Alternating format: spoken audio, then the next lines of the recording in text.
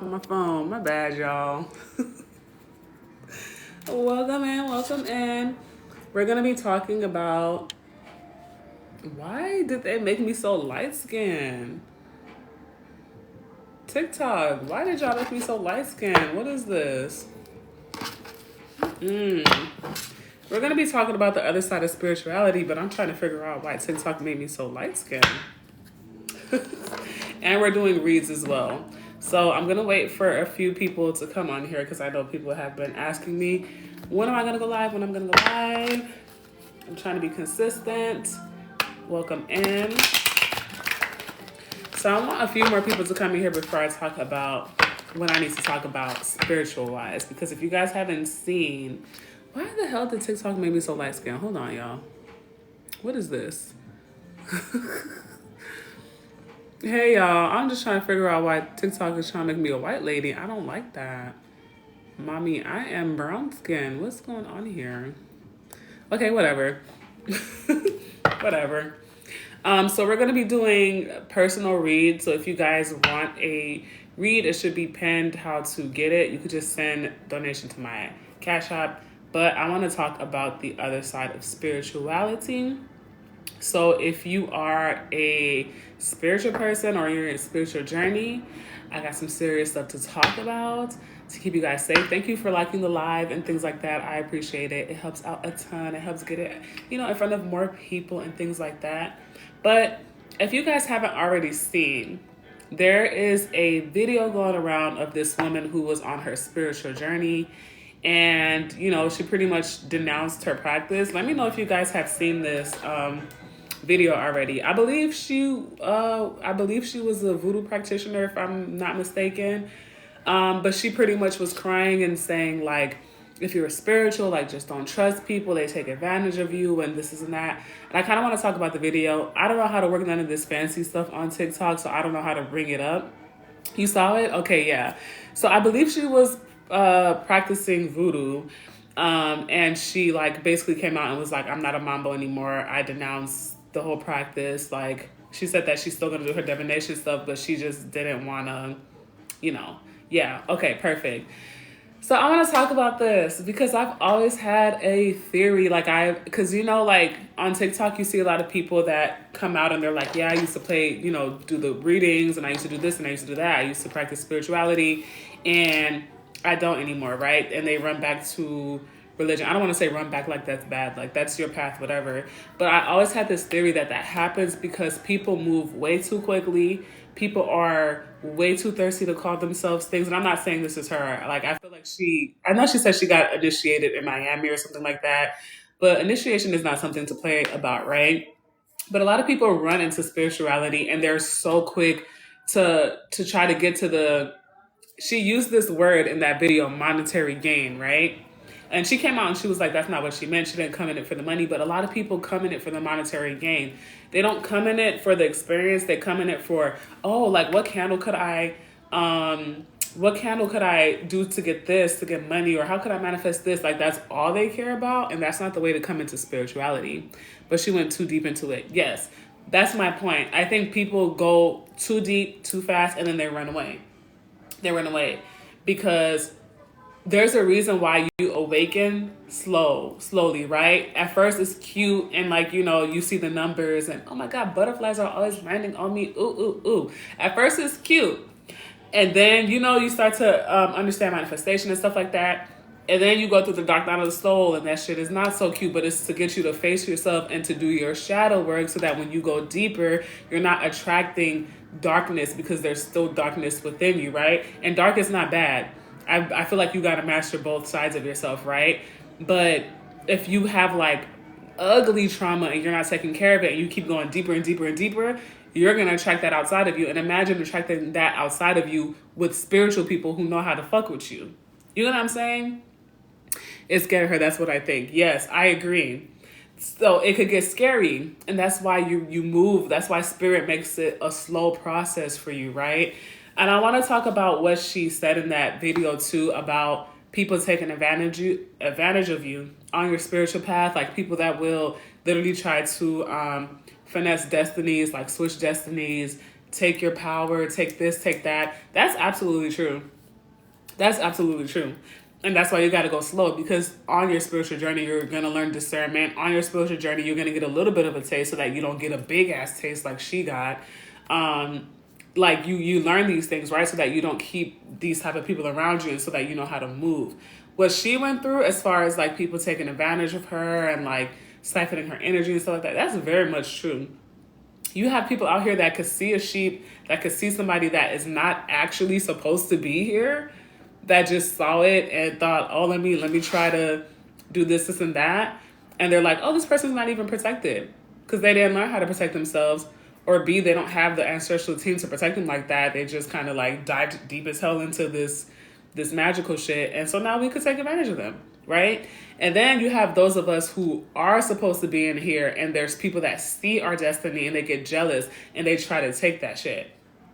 That happened to me. That's why I walk solo now, right? You can get very sick. All of a sudden your life is just turning inside out, and it's because you have the wrong people around you who are spiritually attacking you. And if you didn't learn discernment, like, you shit out of luck, right? So I do feel like in a lot of situations, people move too fast. They move too fast. Like, I've seen people that like literally have not even looked themselves in the mirror and then are out here calling themselves a healer. No, baby. No, now you're just putting all your shit on other people because you want to go fast. Or I've seen people start their spiritual journey and they're just jumping right into candle magic. Not even the good candle magic. The candle magic where it's like, I want to make sure that this person turned into a frog. Oh, hey. I know somebody messaged me. It was Luxurious Queen. She messaged me like, bitch, when you going to go live again? And I was like, you know what? I did tell them if they don't see me live for a while to get on my ass. And somebody got on my ass. So I said, you know what? Let me go live. Let me go live tonight. But I don't know if for you guys who are joining in right now, thank you for the likes. For you guys who are joining in right now, we're talking about that video. I don't know if you guys seen it, of the woman who was on her spiritual path. I believe she was a Mambo. She was practicing voodoo, but she came out and she was crying and she was saying that she's done, like this and that. So yeah, guys, on your spiritual journey, just like be patient. Like, there's no finish line. What's her name? Damn. Let me see if I can log on to my TikTok, because I don't know how to bring shit up. Anyways, I didn't record the video to bring it. All I did was save it. So I didn't even record the video to bring it up. Let me see if I can log on my TikTok on my computer to see where her name was. But yeah, I believe she was practicing voodoo, if I'm not mistaken. But she was just talking about people on their spiritual paths all together. Like, hey, don't trust people, which is true. But this is why you guys got to go slow. Like, on your spiritual journey, there's no finish line. Like, you're going to be on it for the rest of your life, right? So there's no rush to get to a certain place. So if Spirit is slowing things down for you, if Spirit wants you to be a student, stay a student as long as you can before you step into the role of a teacher, or before you step into these deeper practices where, in voodoo, you got to be on your shit. You can't be half-assed. So what happens is people get into that type of stuff and then they want to be half-assed. They want to be half in, half out. Right? And that's when the vultures come in, because they see that you're not, like, you don't really understand the system. You're vulnerable in the system. Hi, Elizabeth. Like, you know what I'm saying? One thing I just posted about monitoring spirits, voodoo ain't it. I mean, I'm not going to lie, because my family has a lot of practitioners in it. But the way that my family practices, first of all, we don't believe in harm, right? Like, nobody does any, even for me, before I even knew that my family had practitioners in it, I was like, I don't do no type of candle magic to harm people, right? The most that I would do is a reversal candle, and that's just to send whatever people are sending to me back to them. But even then, I still do it in love and light. You know what I'm saying? Voodoo is actually like a beautiful practice. It's misunderstood because you guys know me. Listen, if you don't know, I'm Haitian. So I know my history, and I know that practice was demonized because Haiti used it to become free. So they didn't want no other Caribbean or Latin countries, because Haiti is in Latin America. A lot of people don't know that or don't want to claim it. They didn't want no other countries using it to become free. That's the reason why it became demonized, right? In every single practice, there's good and there's bad. So there are people that use it for bad, but if you use it the right way, it's to protect against witchcraft. That's the main purpose of it, right? But people, of course, people always take shit and fuck it up. So, like with that type of practice though, like there's a lot of what do you call it? There's a lot of systems. There are a lot of rules. You need the discipline. You can't fall off of shit in there. So people go in there thinking it's cute and stuff like that. No, baby. You have to be on your shit in there. It's not nothing to play with. Don't worry, I was just hyping you up too because I was like, oh yeah, I told you guys to be on my ass. And then this girl named Luxurious Queens was in my inbox and I was like, damn, I gotta go live now because I did tell them to be on my ass if I didn't go live. And I was telling a whole story about you. So I was hyping you up. But yeah, it's yeah, let her know I was hyping her up. I was like, you know what, she got me off my ass. And now I'm live. But yeah, you gotta be disciplined. And even if you don't go as deep as voodoo, right? Just on your spiritual path. Because I have practitioners in my family, and I understand the religion and everything like that, but I haven't been initiated, right? So I've only just been around other spiritual folks. And if you've been on my life before, you know that I keep telling you guys, I experienced it with the Love and Light Queens. I experienced the same shit that she experienced with them voodoo folks. I experienced with the damn Love and Light Queens. And I'm sure that there are people that have experienced it in Christianity too, or Catholicism, or whatever.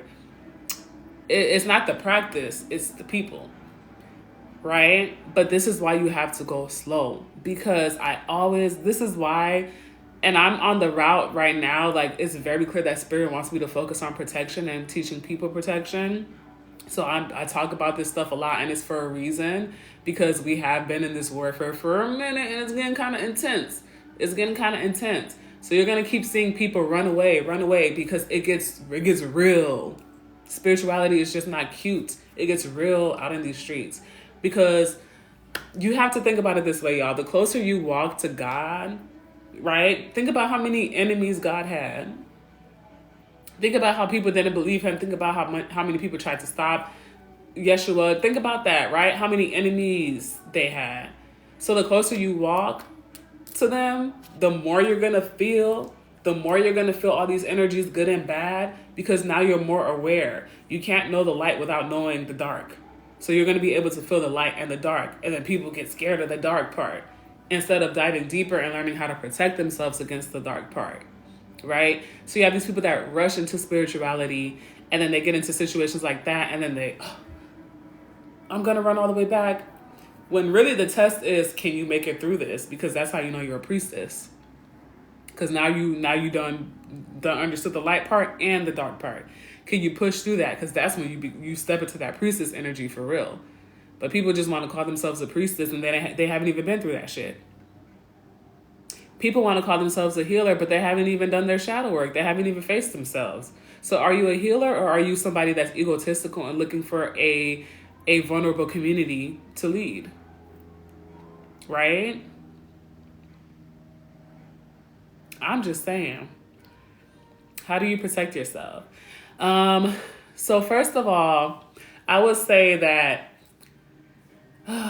damn, there's so much, y'all. And I'm probably going to pull some cards on this for protection too. But I would say the first thing is to understand and to get in tune with your intuition and your discernment. Because your discernment is going to be like the first thing that tries to protect you, right? Your intuition, that gut feeling, your discernment. It's very important for you to build a relationship with your intuition so that you understand how it speaks to you, how it guides you, so that you can start trusting it more, right? A lot of people get themselves in these situations because they don't trust their intuition enough, which is why you have to go slow, because on your spiritual path, you will go through some shit where spirit is like, you cannot deny that your intuition is what saved you, right? So then now when you get a real gut feeling, you're like, this person says they have 3,000 students and, they have 5-star reviews, but something's just off. Y'all need a reason. You just walk away, right? So that's number one. Discernment, getting in tune with your intuition, because that's going to be your bestie on this spiritual path, okay? That's going to be your bestie, okay? Damn, I wish I could go on live on TikTok too. I'm not TikTok, Instagram too, because they need to hear this, but I'll probably post this on Instagram. So, what was I going to say? Discernment. The second thing is staying on top of your spiritual hygiene, like learning your spiritual baths. The most basic bath that you could do is water, your bathtub, fill it with water, Florida water, and Epsom salt. That's the base of every spiritual bath, right? Once you get deep into your spiritual baths, your spirit guides will tell you what herbs to use, or you could just look up more spiritual baths, right? For example, for me, if I'm doing a protection bath, most likely I'm going to have some cloves in it, right? I'm going to have that base. I might put some cloves in it, or maybe the spirit might tell me to put some black pepper in it, or I'll put my Glow IUT in it. This is my protection water that I made. I'm going to start to give it to the public soon. Lighting white candles for protection. Yes, lighting white candles for protection. Yeah, that's very, very good for cleansing and protecting yourself. Black candles are good too for protection. What else? Wrapping your head is another form of protection, right? Like I should have wrapped my head before I came on this live, but I'm not gonna lie, I got kind of like, I sat down and I was just like, damn, I don't feel like getting up. But that's another way to protect yourself, right? Especially against like monitoring spirits and things like that. Is the Florida water on Amazon, the green one? Yes, that one is okay to use. That's the main one that I use. I think it's called Murray or something like that. That's the only brand of Florida water that... Damn, why can I talk? Florida water that I use. I know there's other brands, but I don't know. That's the OG brand. Only use that. Using sage or Palo Santo. Yep. You could do that. Definitely always make sure that you have a window open when you're using these items so that the spirit or energy has a place to leave. I really only use sage when I have like a heavy energy, or like when I'm doing my once a week cleansing. You could also just burn, like every time I come on live, I burn like a cinnamon stick. This is good for protection. Just burning a cinnamon stick, and it lasts a very long time, and it's cheap. What about the different kinds of sage? Yeah, so there's like dragon's blood is good for like heavier entities. What else is there? I know there's like yerba sage, which is really good for uplifting energy and cleansing as well. Yeah, you could look into the different types of sage too, but and you'll learn this on your spiritual journey, right? Like your guides will tell you what type of protection they want you to use, right? Because I could give you these things, but like, for example, the cinnamon stick, I didn't freaking know that. It was just one day my ancestors whispered in my ear, burn a cinnamon stick. And then I started looking it up. I'm like, oh. So now I know my ancestors prefer for me to use a cinnamon stick, right? For these things versus just always picking up sage. I saw you use that. I thought it was sage. Yeah, no, this is a cinnamon stick. And then I have my Palo Santos right here too. So you could do that. So the further you go along your journey, like the more they'll tell you like, we want you to do this and that, right? It's really good to have a weekly protection ritual, I would say, or at least a weekly cleansing ritual. But I would say discernment, learning your intuition, and then staying on top of your spiritual hygiene is going to help you a lot as well. I didn't even know you could burn cinnamon until I saw you do it on the last live. Yep. You could burn cinnamon. I be burning it all the time because my ancestors really, really like it. And I wanted to find just an alternative too, because I don't like to... Why did my phone just dim like that?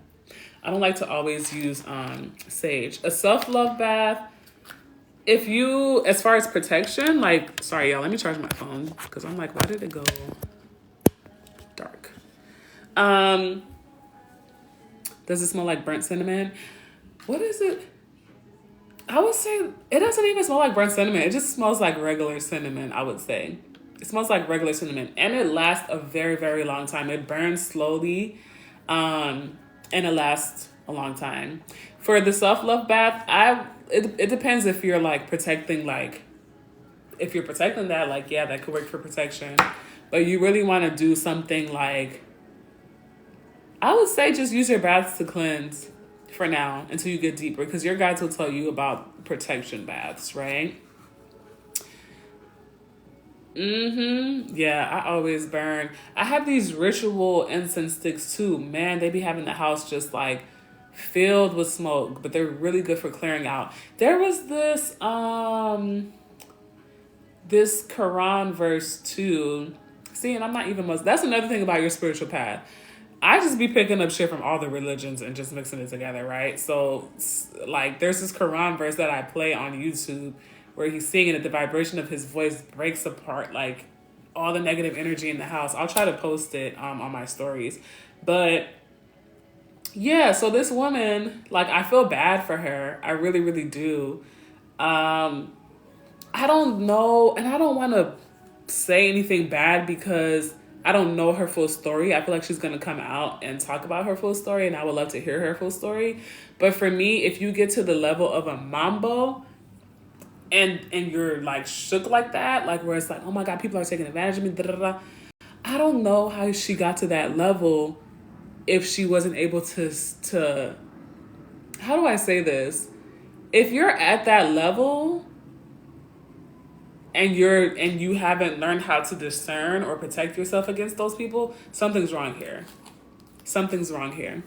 Jesus does love me. I talk to him every day. I do.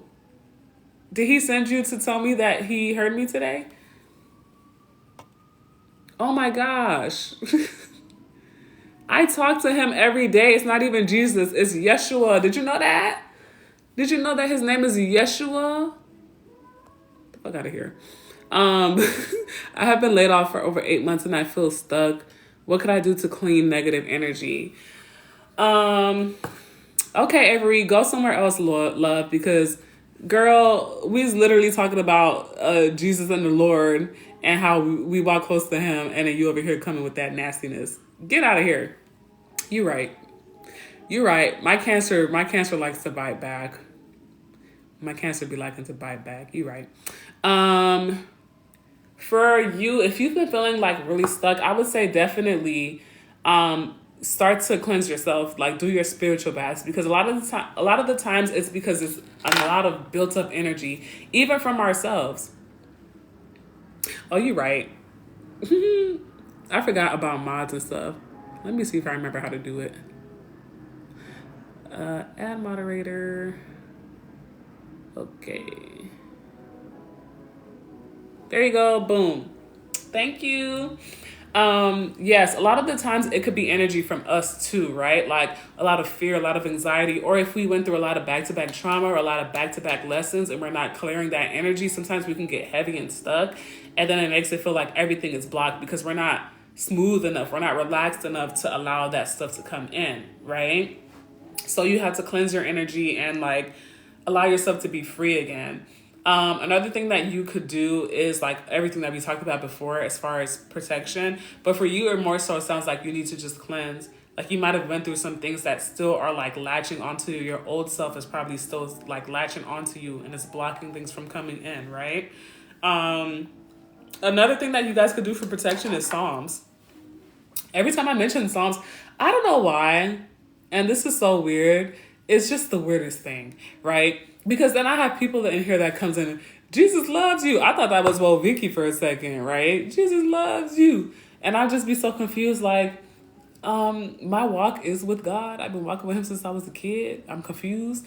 And then when I mention Psalms, you have people that over here like, oh my God, are you a Christian? Are you a Christian? And I'd be like, listen, I don't know how y'all walk our spiritual path, but for me, I have always known that there was a source, right? And my mission has always been to get closer to source.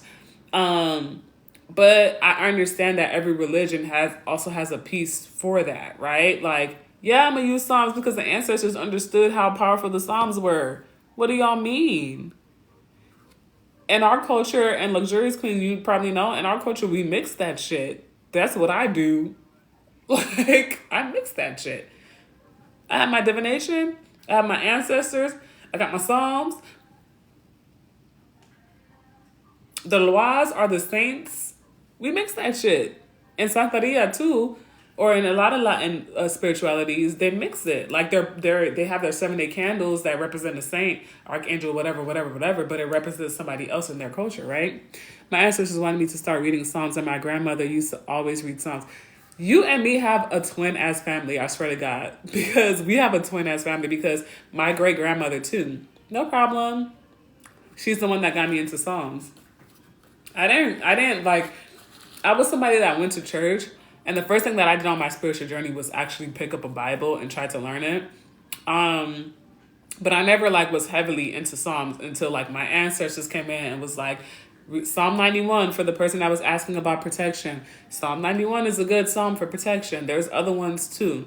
There's psalms for if you're having financial trouble, if you're having bad luck, if you need more protection, if you want your enemies revealed. Look into the power of the Psalms. I think that's where people kind of constrict themselves. Every religion has something in it that's true. It's just that the way that religion has been fixed is not the best. I don't want to say like it's fucked up because I know there's probably people in here that are still religious, but I was ready to let the Bible go, but they were like, nah. Exactly. And I'm about to pick up the Quran and learn about that shit. There's nothing wrong with learning about, everybody's religion. I really truly feel like spirituality is you taking a blend of everything that makes sense to you and like molding it to what fits you, right? That's why a lot of people tend to have parents that are on the opposite spectrum. Like I was saying, my mother is, like I said, we mixed our stuff, right? So, but she was more like, let's go to church, let's go to church, let's go to church. And then my pops grew up in straight spirituality. So usually there's parents that are like, they come from opposite spectrum so that the child could put that together, make their own thing. And then they get with a partner that might have a different view. And then that child, you know what I'm saying? Like, it's a continuous blend of things. Even if brought up Christian, when you on your path, the universe leads you to where you need to be. Exactly. That's exactly what Christ did in the Bible, studied all knowledge. See? Yes. Like, you have to, because everybody has a key. Like, I really, really hate, another thing that I noticed on this spiritual path, first of all, yeah, that was actually really beautiful how you said that. Like, it doesn't matter how you grew up, the universe is going to push you to where you need to be, right? So if you did grow up, because I've had Christian clients, right? And they'll be like, this makes so much sense to me. This is calling me, but I'm scared because I have this religious box that I have to stay in, right? And you might be somebody that comes in. I know so many spiritual people who preach like pastors, right? They're just not in that box. So your calling may be to do it in a different way, right? So you might have to do it a different way. I forgot what I was going to say before that. I was going to say something so important. Damn, I forgot. Damn, y'all know I be forgetting. That's exactly what happened in the bubble. Yeah, a lot of people do battle with themselves. Absolutely. But yeah, I feel like we're meant to mix. We're meant to mix that shit. Like one thing that I noticed, that's what I was going to say. On my spiritual path is there is a lot of denouncing of other people's practices. Oh, they do it. Especially don't bring up no African spirituality around the love and light queens because they're scared of that stuff, even though they be black. I'm confused.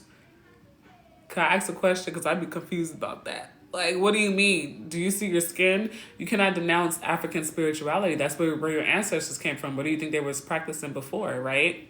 But that's just a lack of history that people don't know. But they would denounce other people's practices. And I'm just like, I'm Haitian. I'm not going to sit here and be like, voodoo is the only way. Voodoo. Like, no, because I understand that how could I do that? How could I do that when every culture has its way of honoring their ancestors, its way of honoring Yeshua, its way of honoring X, Y, and Z. Every culture has its own way. So I'm not going to sit here and act like the way that I do it is superior. I think that's when ego comes in and you probably need to step down a little bit and become a student again before you get back into teaching, right? Or whatever role you're in. So with this woman, I'm just kind of confused on how she got all the way to Mambo, because if you guys don't know what a Mambo is, that's like a spiritual mother. That's like a spiritual, like you have your kids underneath you that you're guiding. So if you don't know how to protect yourself against these things and how to see them coming, I'm confused on how you're in that role. You get what I'm saying? I don't know how she got to that role. Because if you're in that role, you should see your snakes from a mile away, baby. You should see your snakes from a mile away. Because it's now your job to protect your god kids, your students. People just give themselves title, yeah. That's why, like, this, I was talking about the priestess role, right? Because you'll see a lot of people call themselves priestess, but that walk is not an easy walk. I forgot who it was. I don't think she's on this live, but I had her as a client, and I could tell she was a priestess because Spirit kept saying she's going to have to stand in the void. That means you have to be in the dark and the light. You have to understand the dark and the light. People that... Let me read these comments real quick. Hold on. Before I get too distracted, because I'm going to go on a rant. That's why you believe half of what you see and half of what you hear. She's a distraction for us. Thank you for pinning that. Yes, yes, yes, yes, yes, yes. I agree with that. I don't even think she was initiated for real. Like, how don't you see this coming if you were. Yes, yes. So many people are calling themselves seers and they're not. That is like, that's why that I didn't want to say it, but I'm just like, if you're in that position, most likely, I'm not saying you have to be a seer, but you probably should be because that's a big position to stand in. So you should be able to see the shit that's coming your way. You should be able to see what's coming your way. Thank you for the likes. Um, so that you don't get in this position, so that you can keep the people underneath you safe. What do you mean? But another person's station was like, oh, she got initiated in Miami. I don't know much about the Miami culture and spirituality, so I don't know, but apparently that's like a sketchy way to do it. Like I said, I don't know. I haven't been to Miami. I don't know what they're doing over there. But I do feel like so many people are so thirsty to give themselves a title, like you said, luxurious queens, that they don't they don't understand what they're going into. They don't know the risk of what they're going into. You know what you know. That's why you felt that way. Because you definitely gave her the side eye. Yup. I was just like, yes, that's who I seen first. Like, don't you have to go directly to Haiti to be initiated? Yeah, that's why I was just confused because I wouldn't go to. I mean, especially because Miami is so known just for scamming, just in general. Like, I don't know if I would do it the Miami way. Like, even for me, like, I go to classes a lot, right, to educate myself on voodoo. Like I said, my family. Girl, I got some OGs in my family, okay? Like, just know I'm protected. I'm very well protected. And I know that that's a path that eventually will call me because I want to honor my ancestors and they just keep leading me down that way. But for me, like, I never got initiated because I don't want to be half in, half out because I know how serious it is. And there are certain things where I'm like, girl, I'm gonna be a pussy. Like, I don't. It took me getting dragged through the mud to be like, okay, let me learn about protection work, right? Because I was such a, oh my God, nobody's gonna hurt me. I'm so cute and everybody's cute too. Like, I was in that energy. And then these bitches started attacking me and I was like, oh, I got enemies. Oh, people are trying to stop me, Jesus. What? You know what I'm saying? And then I was like, oh shit, I gotta learn my protection. I gotta learn this. I gotta learn my reversals. I gotta learn da da da. I got dragged through the mud. Now I understand how to stand in the void. That's priestess energy, right? A lot of people, when they start to get dragged in the mud, that's when they get scared. They're like, oh my God, because your life will go to shit. Having enemies is crazy. Man, you know, I didn't learn about projection until I was like 25. And I was like, my whole life makes so much sense. I was over here playing small and I'm just like, oh, whole time these bitches were projecting onto me. And it took me until this age now to understand that I could have haters. I'm over here like, girl, I'm still trying to make it. You know what I'm saying? I'm still trying to be my best self. But you don't have to have a lot of money. You don't have to have a lot of whatever boyfriends, girlfriends to have haters. It could just be your energy. It took me forever to learn that. Then that's when I started getting everybody the hell away from me, right? Or people could feel your mission. People could feel how big your life is about to be, and they could hate. Do you think you'll ever get initiated if you weren't already called? Okay, so let me share a little story. So the short answer is yes. Ooh, our spirit told me, damn, what the fuck is that? Y'all, I was look at my bottle. The damn name done smeared off, so I don't even know what this is. But Spirit told me to spray some prosperity and relax spray for you guys. So I made this blend to bring in money, but in a calm, oh, this smells so good. In a calm, relaxed way. Right? Oh fuck. Look at my damn, look at me. Look at my camera. I'm so stupid. Hold on. Oh, okay. Oh damn, okay. That's such a difference. Damn, okay. I be forgetting what I'm going to say. Hold on. Let me just think about it. Okay, you asked me about initiation. And I was going to say, okay, let me tell you guys a story. So I go to a lot of... I need you to put that on TikTok shop and your Instagram. Listen, oh my gosh. Okay, wait, I'm going to answer your question, but would you guys get it? Because this is a protection water that I created, right? I actually, the story that I told you guys about how I got dragged through the mud and people were like trying to take my energy and siphoning my energy, this came out of that era. Like, this is my special blend. It's not no recipe I looked up. This is my ancestors gave it to me. Like, this is how you protect yourself, queen. Like, make this shit, put it on, give it to people that they're doing this to. Thank y'all. Okay, I'm gonna put it. Damn, if I could not break it, I'm gonna put it on the TikTok shop. I put it on the TikTok shop.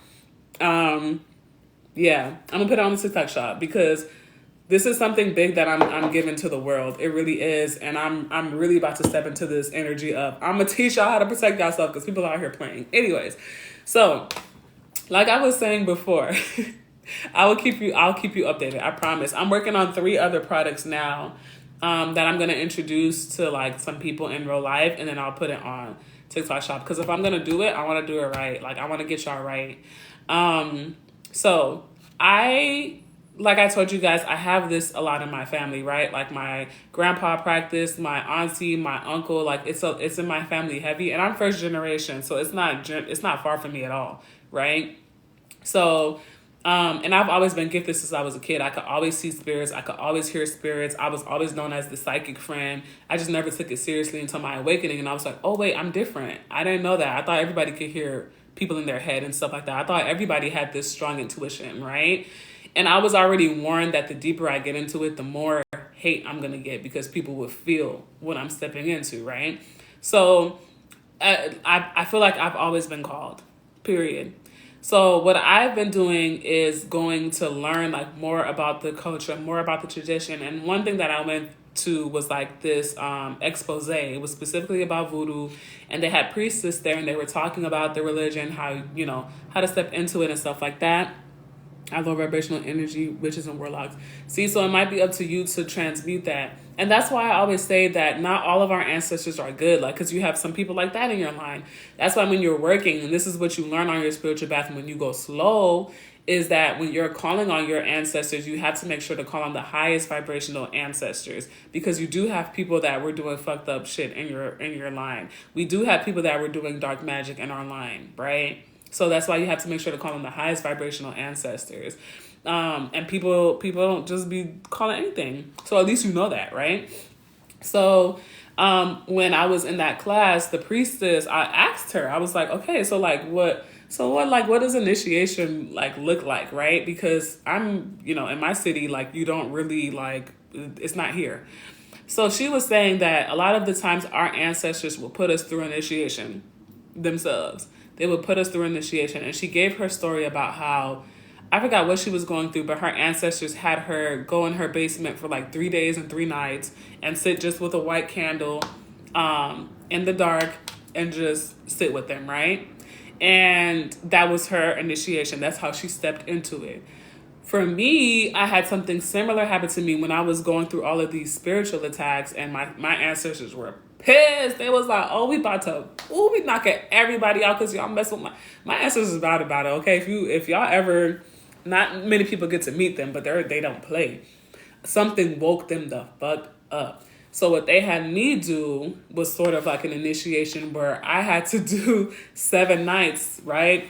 7 nights. Let me ask my spirit guides if I could share this, because on your spiritual path, you're not supposed to share everything.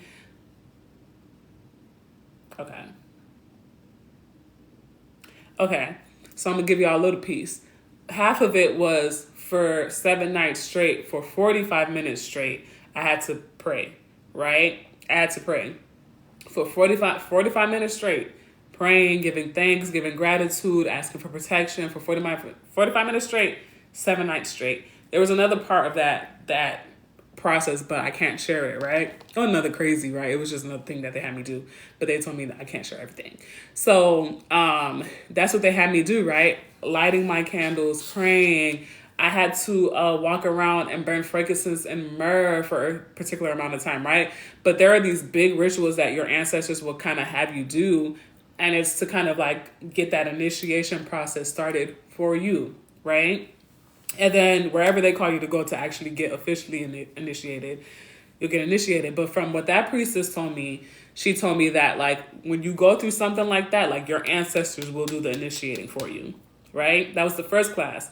The second class I went to, and like, if you guys want more information, definitely let me know, because I be going to these classes all the time, because I'm somebody that I'm like, if I'm going to do it, I want to do it right.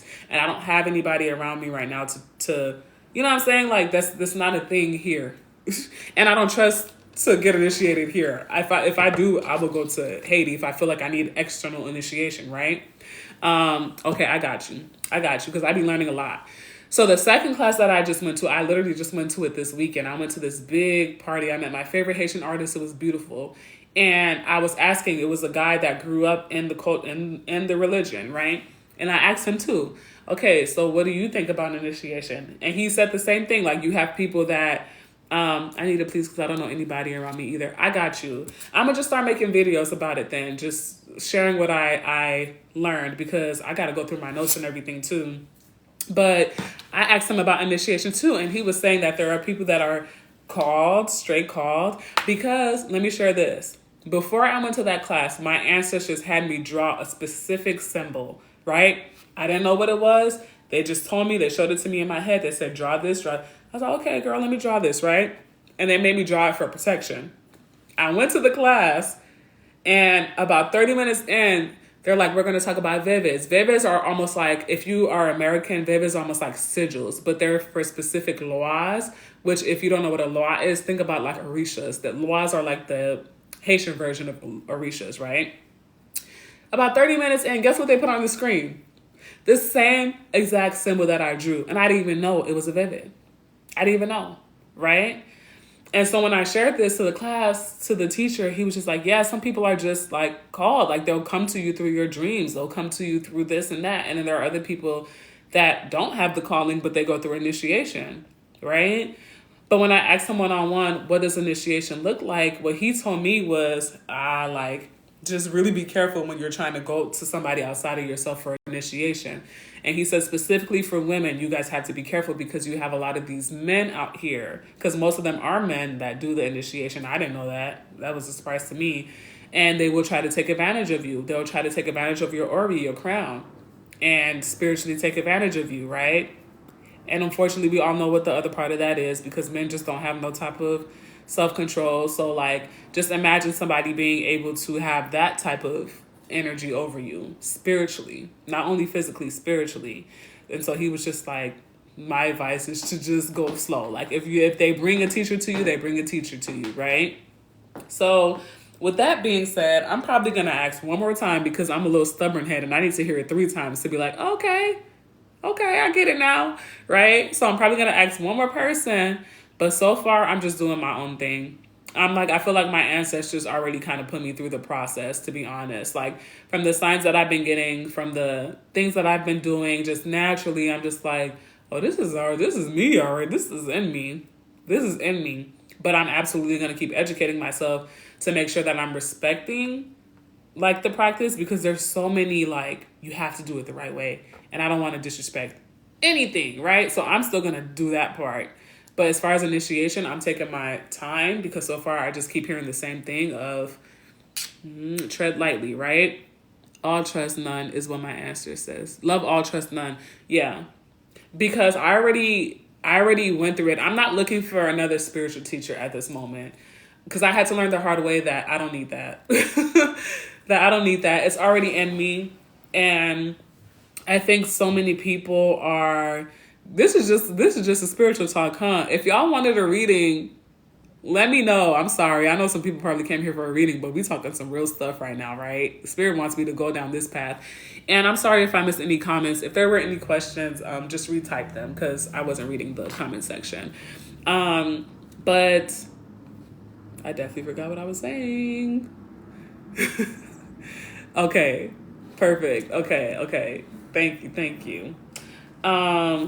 Don't worry, I'll pin the questions. Okay, thank you. And then I'll keep my Gmail open for those who wanted a reading, so I could keep up with that too. Yeah, it's a lot. It's a lot on this spiritual path, but I'm not looking for another teacher, because, oh, thank you for the roses. I've had that, and you're here for the knowledge. Okay, period. Thank you, Sony. If you guys have any questions, just like ask them, right? But I don't need that. Thank you, Elizabeth. Thank you. I'm happy that it's resonating because I don't know, Spirit told me to come on here and talk about that. Because there's so many people, and I feel bad because so many people run away from spirituality because of experiences like this, right? Which is understandable. It's scary.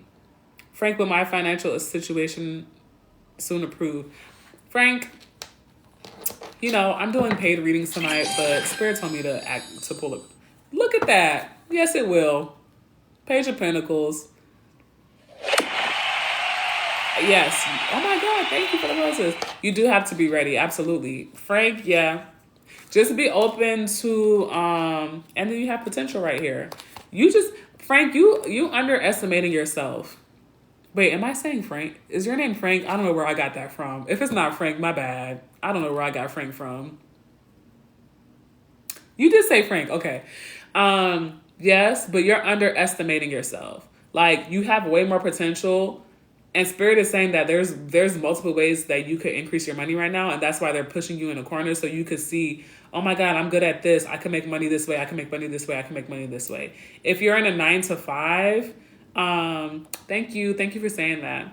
If you're in a 9 to 5, it's almost like Spirit wants you to realize that you can make money on your own. Not saying to like fully drop everything and go into entrepreneurship, but you have way more potential in you to increase your finances, but you're playing yourself. Okay? Yeah, so you have to be ready for this stuff. That's why, like, y'all, like, spirituality has boomed, right? So many people are just jumping into it, and it's okay to jump into it, but then you have people that are just like trying to put themselves on a pedestal. Don't worry, love. I feel like we all lack confidence in some way, especially when it comes to our talents. It's just, it grows with age, I feel like. It grows with age. Yeah, thinking it's all roses. Right. They jump into it and they're quick to call, oh, I'm a priestess. Oh, I'm a healer. Oh, I'm a practitioner. How about you walk the walk first and see? Because a mistake that people make is just because you're called to spirituality doesn't mean you're supposed to be a healer. Doesn't mean you're supposed to be a teacher. A lot of people, you're called to this because it's for you. You see how the elites be using this stuff, psychics and things like that? It's not because they want to be a psychic reader. It's because it's for them, right? Sometimes we're learning these things and it's for us. It's not for us to go out and try to be here. So for the lady that was a mambo, maybe she was supposed to be in this practice, right? But maybe it was just for her personal reasons. Maybe she wasn't supposed to be at a teaching level. You know what I'm saying? We was warned about false prophets. Yes. Yeah. And there's a lot of false prophets. I always say it takes years of knowledge, bro. You can't just jump into anything. Man, listen. Okay, we're going to be talking for a minute. I might have to get my donut. Oh, thank you. I'm glad that y'all found. Let me tell you guys something. Because I got to write down my thoughts. Hold on. Because I'll be forgetting shit. Let me see. Okay, it takes years of knowledge. Okay. It takes years of knowledge. Okay, and then I want to talk about why I started doing this. Some people aren't called. They just want to tap into people who have been called. Period. Let me write that down too.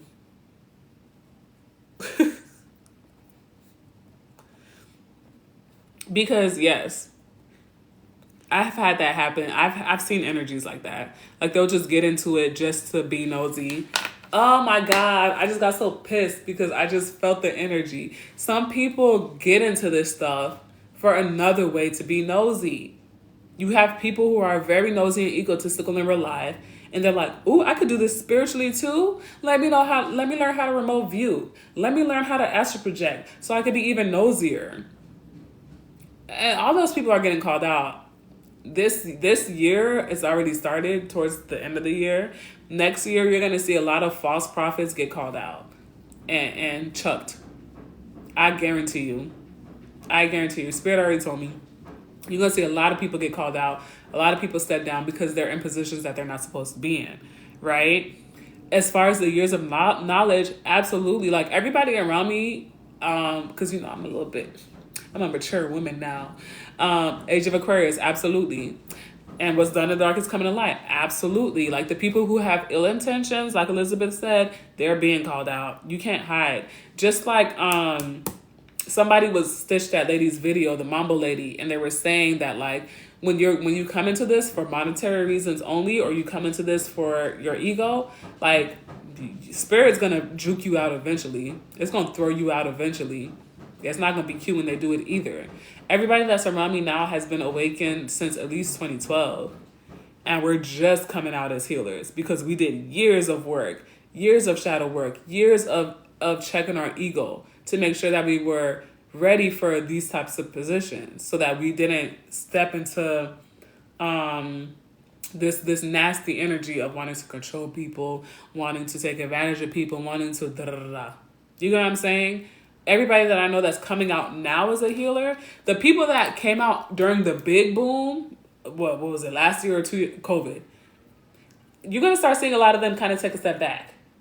And then the people that have been awakened before COVID, they're the ones that are going to step forward now because they've been doing years of work to make sure I'm clean, I'm pure enough now to lead the collective, right? To lead the collective. Okay, so you were saying that you're happy that y'all found me. Let me tell you why I started. Hi, Zoe. Oh, but you got the 2 dots. Is it Zoe? Zoe? Let me tell you why I started. Oh, thank you. Thank you for joining. Oh, Zoe, okay. Thank you for joining. We're talking about the other side of spirituality right now. So yeah, the reason why I started to post videos actually is because my spirit guides was beating my ass. Because like I told you guys, I've been aware of my gifts since I was young, and then I had my awakening, my official awakening in 2012, and I was studying since then. Not just book, I was living that shit, right? I was living it. And then I started picking up my books and learning.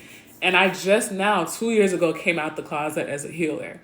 So you see how much time I spend in the dark learning, learning, facing myself, doing my shadow work, growing, going through my own life experiences, learning why I was going through those life experiences so that I can now come out and teach. I didn't want to do this. I'm not going to lie. I didn't want to teach. I just wanted to heal. But then Spirit kept saying, you got to be a teacher, you got to be a teacher, you got to be a teacher because you have so much knowledge, you got to share it. And also the only reason why I started posting on social media was to heal my throat chakra. Because everybody kept telling me, your throat chakra is blocked, your throat chakra, your throat chakra, your throat chakra. And I was like, fine, let me just go online and go on live and just start talking. Let me just go on live. What do you think we should do as first steps? First steps for initiation, or which part?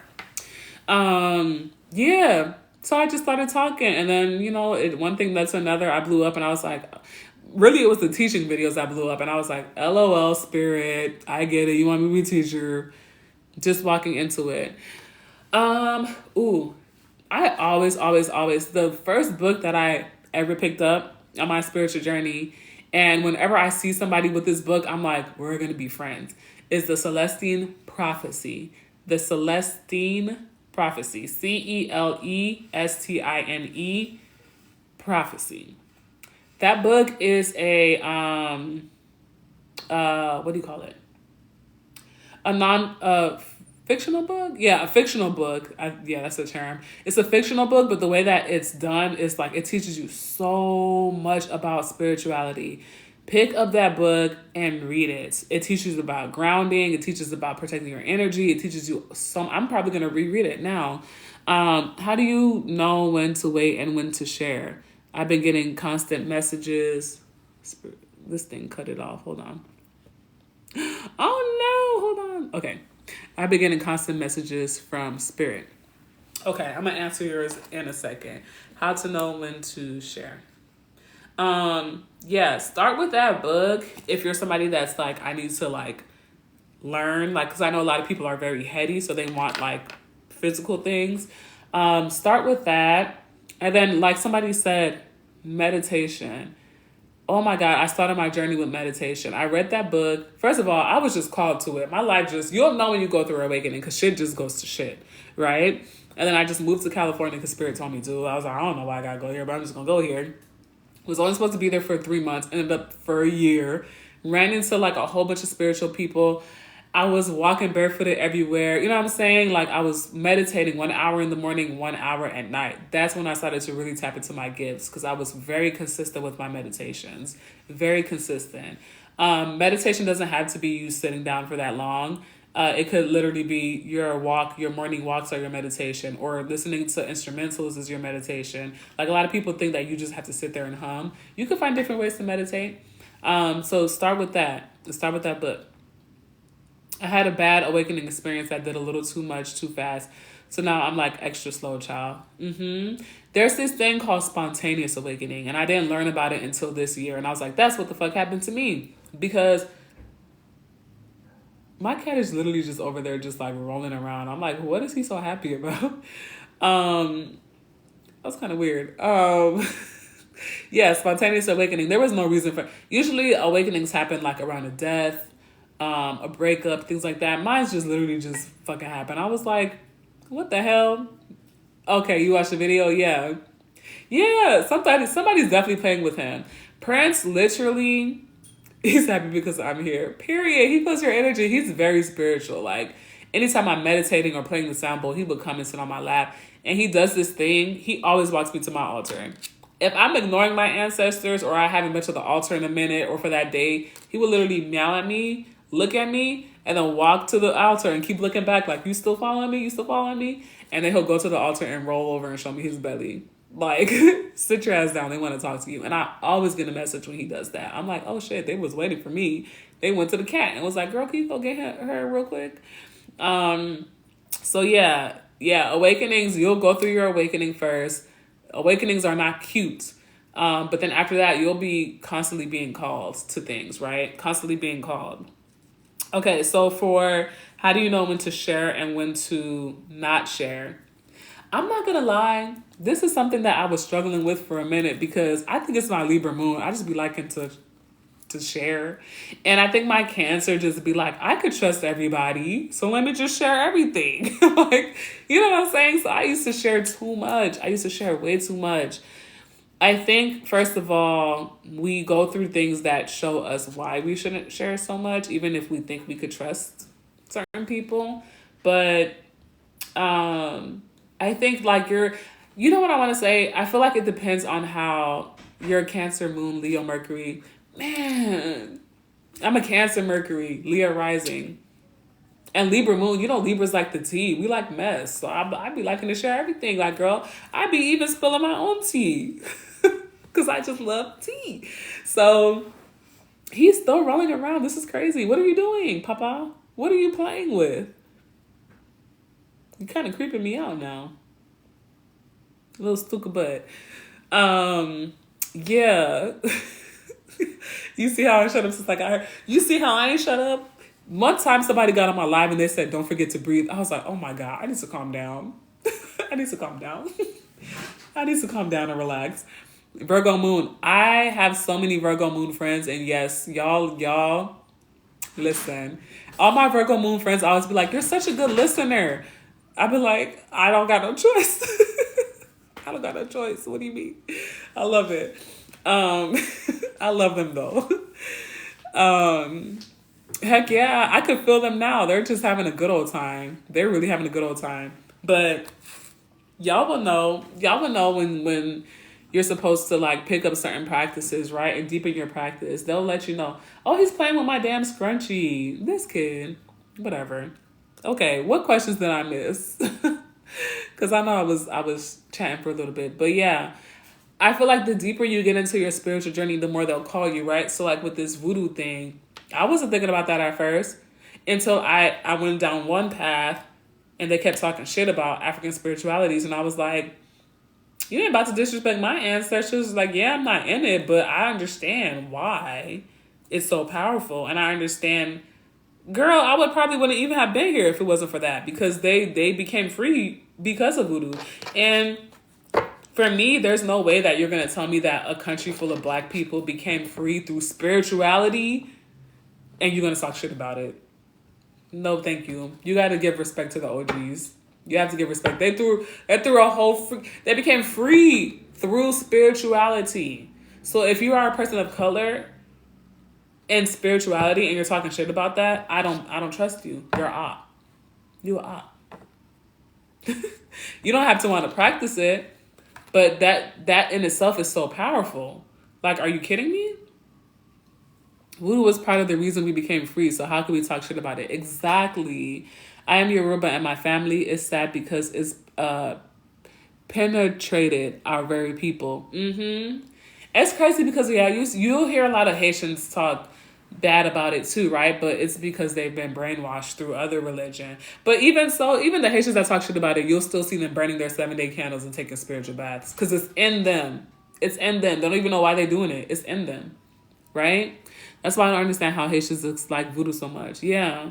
They had me looking into the Gullah Geechee Wars. Ooh, Gullah Geechee Wars. I gotta look into that. I haven't heard of that.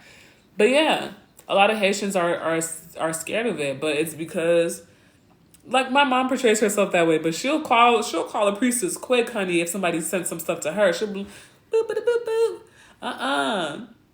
Munsayo. We like, she'll call them real quick. Like, understand now, everyone who practices voodoo are bad. Some are healers. Yes.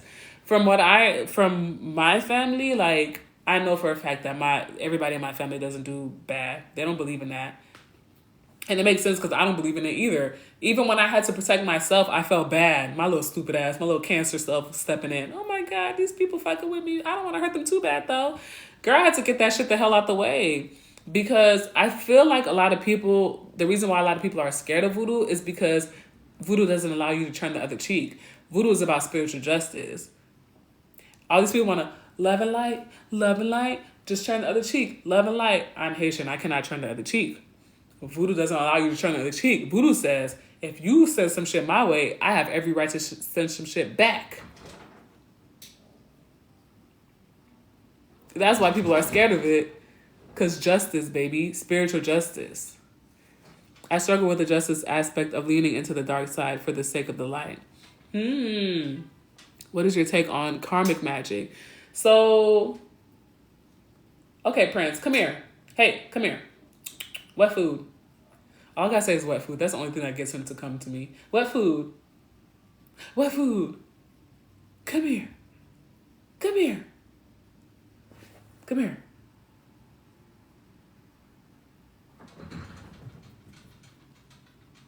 Come here. Good boy. Stink of butt. It's like, you already had 3 plates today. You're not getting, yes, wet food. That's the only thing that gets him to come.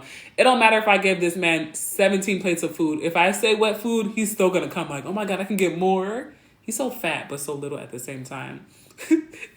Girl, you see? That's the magical words. If I say, oh my God, Prince, I'm getting robbed, he won't come. But if I say wet food, But yes, as far as the dark side, to balance things out, I did struggle with that at first too, because I was naive. I'm not going to lie. I didn't think that people would want to hurt me. I didn't think that people would be jealous. I didn't understand any of these damn concepts, right? And I'm like, me? Like, I understand other people, but me? Right? Really? Oh, you got a little twin. Yeah, so I didn't like really understand that part, right? Until I had to do it. Then I understood. First of all, for me, it makes sense because I'm a Libra moon. I'm already about justice, right? So I was just like, okay, it makes sense in my spiritual practice that spirit would want me to get justice for myself and help other people get justice, right? And for me, I still don't believe in, and this is not for everybody, right? But I don't think I could ever bring myself to do something to intentionally harm somebody, right? That's why I said that I'm more so focused on reversal. Like, okay, well, if you were fucked up enough to send it to me, well, I'm just going to send it back, package it up here. You can have it back. But I don't ever see myself like doing something to intentionally like get somebody to lose all their money and their ass. I don't see myself doing stuff like that. I know some people do. And do they have the right to? If somebody did that to them in voodoo, they have every right to do it back, right? I ain't counting out, but I haven't. I think I'm still a little naive at times. Me too. I'm not gonna lie, because it took me to get my ass whooped to finally be like, oh, okay. You know how happy people were because they were just whooping my ass and I was just love and light, love and light, love and light. Girl, now I'm like, oh no, baby, you touching me, I'm touching you too. And I'm still gonna be nice about it. I could go there if I wanted to, but I'm just not, I don't see that in my heart. That was a message for real. A girl owes me thousands right now. I didn't care if I could take her to court. Listen, there isn't me be wanting to throw people in freezers and shit. I'm not gonna lie, I threw somebody in the freezer once. Even though she owes me, I feel like I want it back out of spite. See, it's things like that. It's things like that where, like, what I had to learn was, and I had to ask myself, why am I willing to allow myself to be sacrificed to keep other people comfortable or to not be mean?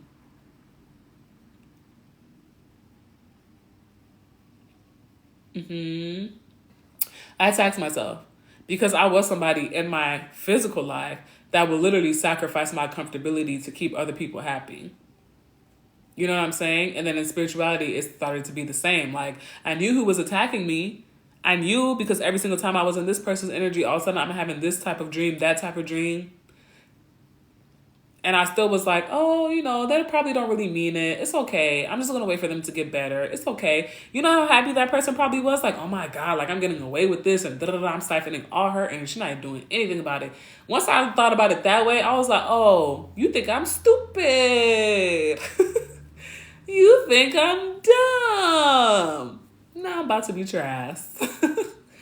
Now I'm about it. You know what I'm saying? Because I'm like, listen, I might be naive, but I'm not stupid. I'm just being nice. Period. I was going to say, you better serve.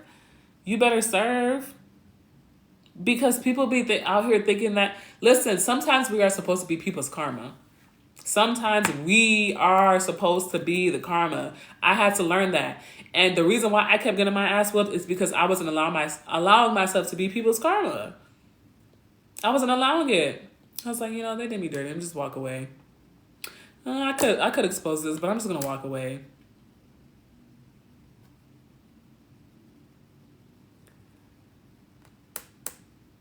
I'm trying to read y'all's comments. We are supposed to be people's karma sometimes. And if we're not the karma, we be getting our ass whooped.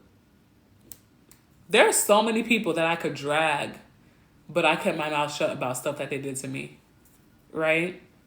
I didn't know how to protect myself energetically till I was noticing it was affecting physically. Yeah, I had to go through that too. It had to physically touch me for me to be like, oh, this is not cute, right?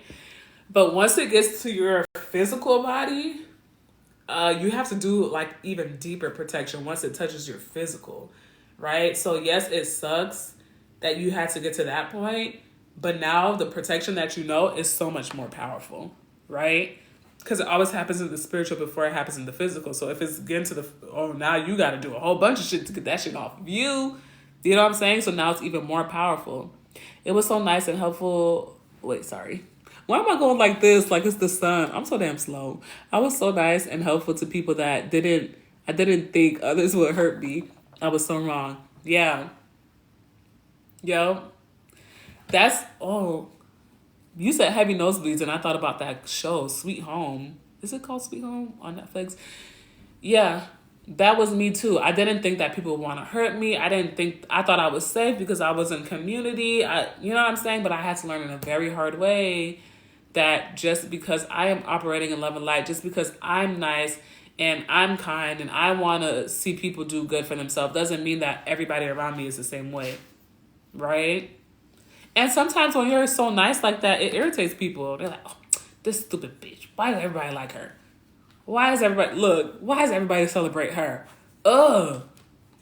What is it about her? Right? I used to take people's energy and wonder why I felt a certain way. Sorry, I keep missing all these comments. I also can't see. I don't know why I keep wanting to go like this. Expose the demons because they thrive off us not speaking up. Girl, that was a message for me. Man, that was a message for me. You don't even know, because the stuff that I've been quiet about, I've been so quiet. And I'm just sitting here like, man, I could have really, and I still could really expose some people if I wanted to, right? But right now, I'm just waiting for spirits to tell me to go. Because if you're a Cancer, I feel like we all go through these phases where in our young life, we call everything out. That's why we call sensitive, but really it's just us calling everything out. You made me feel this way. What did you mean about that? What did you da-da-da-da? So people used to always be like, oh my God, like you're always trying to start things. You're defensive, da-da-da. So then I just shut the fuck up. I was like, you know what? But then that didn't work for me because people were crossing my boundaries like crazy and trying me like crazy. So now I'm back to, okay, I understand how to not be so extra with it. But now I'm back to, oh, I'm about to call things out. But Spirit keeps telling me to shut up for now, and they'll tell me when to start speaking about things, right? But even in my past, like relationships and stuff like that, oh my God, my ex is lucky. My ex is so lucky I didn't get on TikTok and expose all the things that were done, right? So I'm just like, with or people that I left in the past, they're so lucky I didn't get on no social media or even tell the people that are around them still everything that they done to me. I'm just like, you know, I found out so much shit was being talked about me, and I was just like, it's okay, you can have it. You win. That's all right. Because when I do it, it's flipped on me. Like, oh my God, you just, I was like, you know what, you can have it, right? But I absolutely have the ability to drag people if I wanted to. So they're lucky. But in this next year, 2024, I'm not going to be so nice. Period. Because people are benefiting off of that.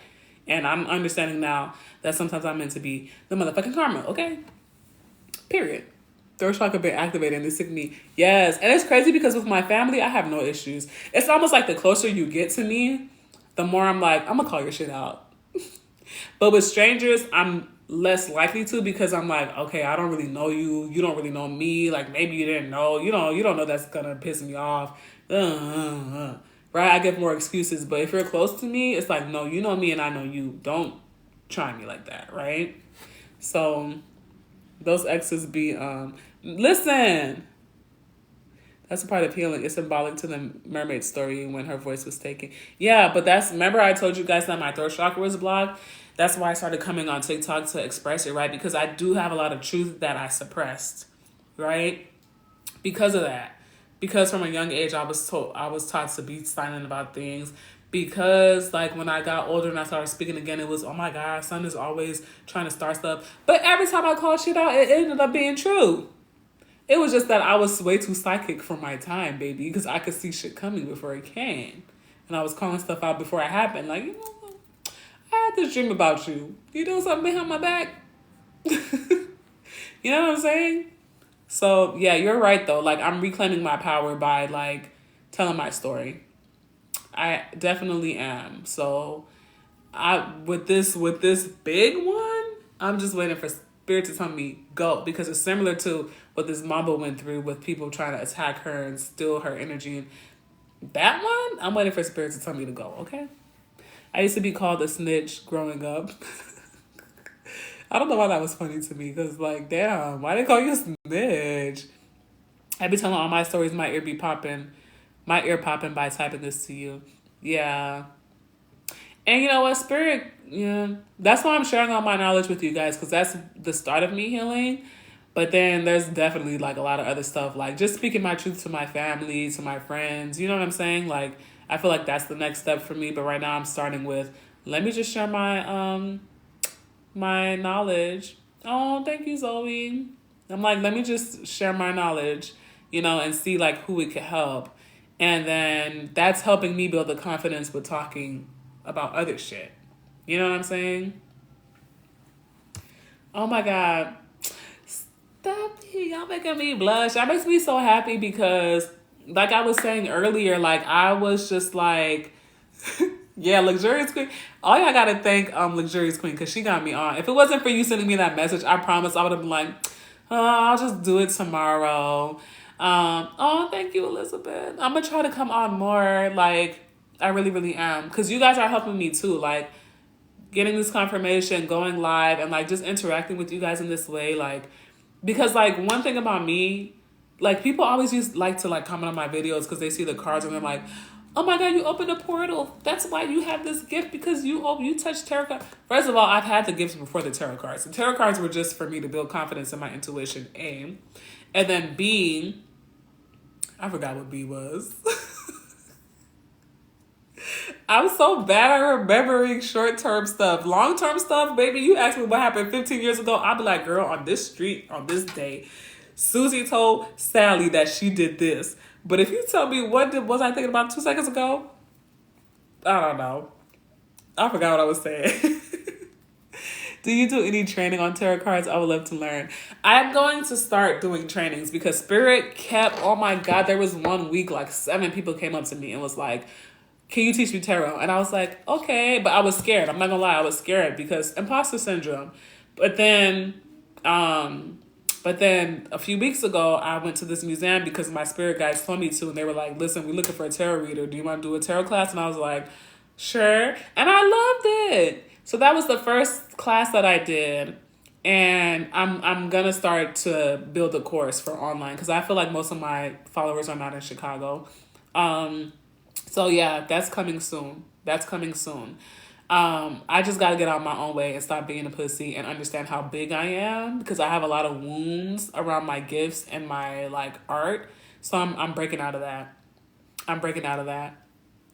Oh, next door to Chicago. I find my voice with readings, but I lose it with having to promote myself online. I'm working on it. I want to buy tarot cards, but someone told me they open portals, and I'm like, yes. Okay, so the first person. Okay, remind me promoting your readings with the portals. That's what I was talking about. Yeah, people always comment like, "Oh my God, you open portals." I have my gifts beforehand, and they're just for confirmation. And when I started to read tarot cards, my mind got so much quieter, and that's when I realized, oh my God, everything that I've been hearing in my head is not for me. It's for other people. And my mind got so much quieter when I started to do readings, right? What you have to understand is that you open portals every day. When you walk through 2 trees that are side by side, that's a portal, baby. A door is a portal. A mirror is a portal. Are you scared of those things? Right? When you're using tarot cards, you have to make sure that when you open the portal, that's why I always emphasize calling your highest vibrational angels, guides, and ancestors. Because once you open a door, if you open a door, anything can come through your door. A robber could come through your door. Or somebody dropping off $10,000 can come through your door. It's about the intentions that you have when you open that door, right? Are you going out into the world like, oh my God, today's going to be a beautiful day? So you walk through a portal that gives you such a beautiful day? Or do you walk out the door like, oh my God, I'm 15 minutes late and Jerry's already emailing me, I'm fucking pissed. And then you walk through a portal that gives you a terrible day, right? So when you're playing with cards, I don't even want to say playing because I don't think this is nothing to play with, but that's why you want to set the environment. I had a reading today. I don't think she's on the live, but she came from TikTok. And I told her before I even tapped into her energy, I could feel her anxiety, right? Because the portal already opened. I asked for the portal to open. As soon as I tapped into it, I felt her anxiety. And so what did I do? I called on her highest vibrational angels, guides, source, and ancestors. And I said, can you please go to her and calm her down and let her know this is going to be a beautiful reading. This is going to be an amazing reading. Because the portal that she opened was, oh my God, I'm nervous. Like, what is it going to say? Is it going to be good? Is it worth the money? That's the portal that she was like, I could feel all that shit, right? So when she got on the phone, I told her about it. I'm like, yeah, I had to like, call on everybody and calm the energy down. And she was like, oh my God, yes, I had so much anxiety. I was overthinking it, right? So like, it's the same thing. Now you're just doing it with cards. So you want to make sure that you call on the highest vibrational energies when you're doing the cards. Really the goal is like, for me, I don't need these cards, right? I don't need them. The reason why I use the cards is because they actually help me control the portal, if that makes sense. Because for me, I'm a channeler. And if you've been on my live before, if you watch my YouTube readings, you'll see I close my eyes a lot, or I'll get a headache, or I'll get this pressure. Because I feel it in my body when I'm channeling. So the cards help me like not have to deal with that so much and just be in and out, right? Versus like reading for freaking 20 people and then I'm channeling for each one. I'm gonna be drained, baby. And I don't want every spirit using my body. So for me, the cards are kind of like a barrier. That's why I use them. Right? Because a lot of people will be trying, oh my God, you wouldn't need the cards. If I don't need the cards, baby. I'm a seer. If anything, I'm gonna see the shit in my dreams first. But I use the cards to just in and out, in and out. On a one-on-one session, I might not even use the cards because it's one-on-one. But if I'm back-to-back, person after person, I don't want my body to be so open to all of that stuff. That's just me, right? Everybody practices differently because I'm a medium as well. I don't want just anything access to my energy all the time in that way, right? If I put down the cards, baby, you know you're going to get an even more real reading because now I'm about to straight talk to your peoples, right? Well, I talk to them through the cards. You guys know what I mean. Anyways. And you have on the name brand that I wear. Look, period. And you know what's funny? My mom gave this to me. I don't wear Tommy Hilfiger, but oh my God, this woman is dripped in Tommy all the time. And whenever clothes don't fit her, she's just like, here. And I'm like, okay, girl. I'll take it. So for the person that was like, they are just they kind of lose their voice when it comes to promoting their readings. This is what I learned. I learned because you know like how you get nervous. Are you leaving, Papa? Could I get a keys? Could I get a keys? Could I get a stretchy? Woo! Okay, go enjoy yourself. Let's think about it. So the person that said that they lose their voice, one thing that I learned is that anxiety could also be the warning, like, oh, you're about to do something big. You're about to do something big. Because before we go live and stuff like that, we tend to get anxiety, and sometimes we let the anxiety talk us out of it, right? Like, maybe I shouldn't. But once I learned that, like, I forgot who told me that, but they were like, when you feel anxiety like that, do it. Push through it and do it, because that means it's something that's going to change your life. That's how I started to go live. I started on Instagram, the most judgmental platform in the fucking world. Can you imagine? But that's where I started. I was just like, oh my God, I have such bad anxiety, but that means this is going to change my life. And I just did it. And then from there, I was like, oh my God, people really love when I go live, right? So I would say push past the anxiety, and you will never know how people are going to react until you post something, right? Do you know... I feel like besides like, I don't like Instagram either. And it's crazy because I started on Instagram, but I rarely post on Instagram. And I'm really trying to break out of that habit, but they're so judgmental over there. There's a lot of monitoring spirits over there too. Besides fitness TikToks, I feel like tarot TikToks are the easiest to blow up. If your focus is only tarot and you post that video, baby, like... Stop scrolling. No hashtags. Listen, your blessings are coming tomorrow. Baby, I posted about rituals yesterday and I saw people sharing my story like, excuse me? Wait, what do you mean? You took the words out of my mouth. Almost monitoring spirits. Yes. Because my friends will like something on here before they like it on Instagram. I don't know why. I'd be like, you guys don't want to be associated with me or something? You don't want nobody to... to know that you like my shit? It was a video I seen the other day that said IG's monitoring spirit within itself. I talk about confirmation. I got you. Oh, okay, yeah. I get what you mean. I would say Zoe. I don't know why I keep wanting to call you Zoe. If I call you Zoe, it's because I'm Haitian. And Zoe is like, that's like the Haitian thug. So I keep saying Zoe. Oh, you're Nigerian. Oh, we need you. Oh, we need you, Zoe. We need you. So I would say, not be catching. Period. Healing Organic. Welcome. I think we've been on live for like, damn, it's already been 2 hours? 2.5 hours? Damn, I gotta save this live.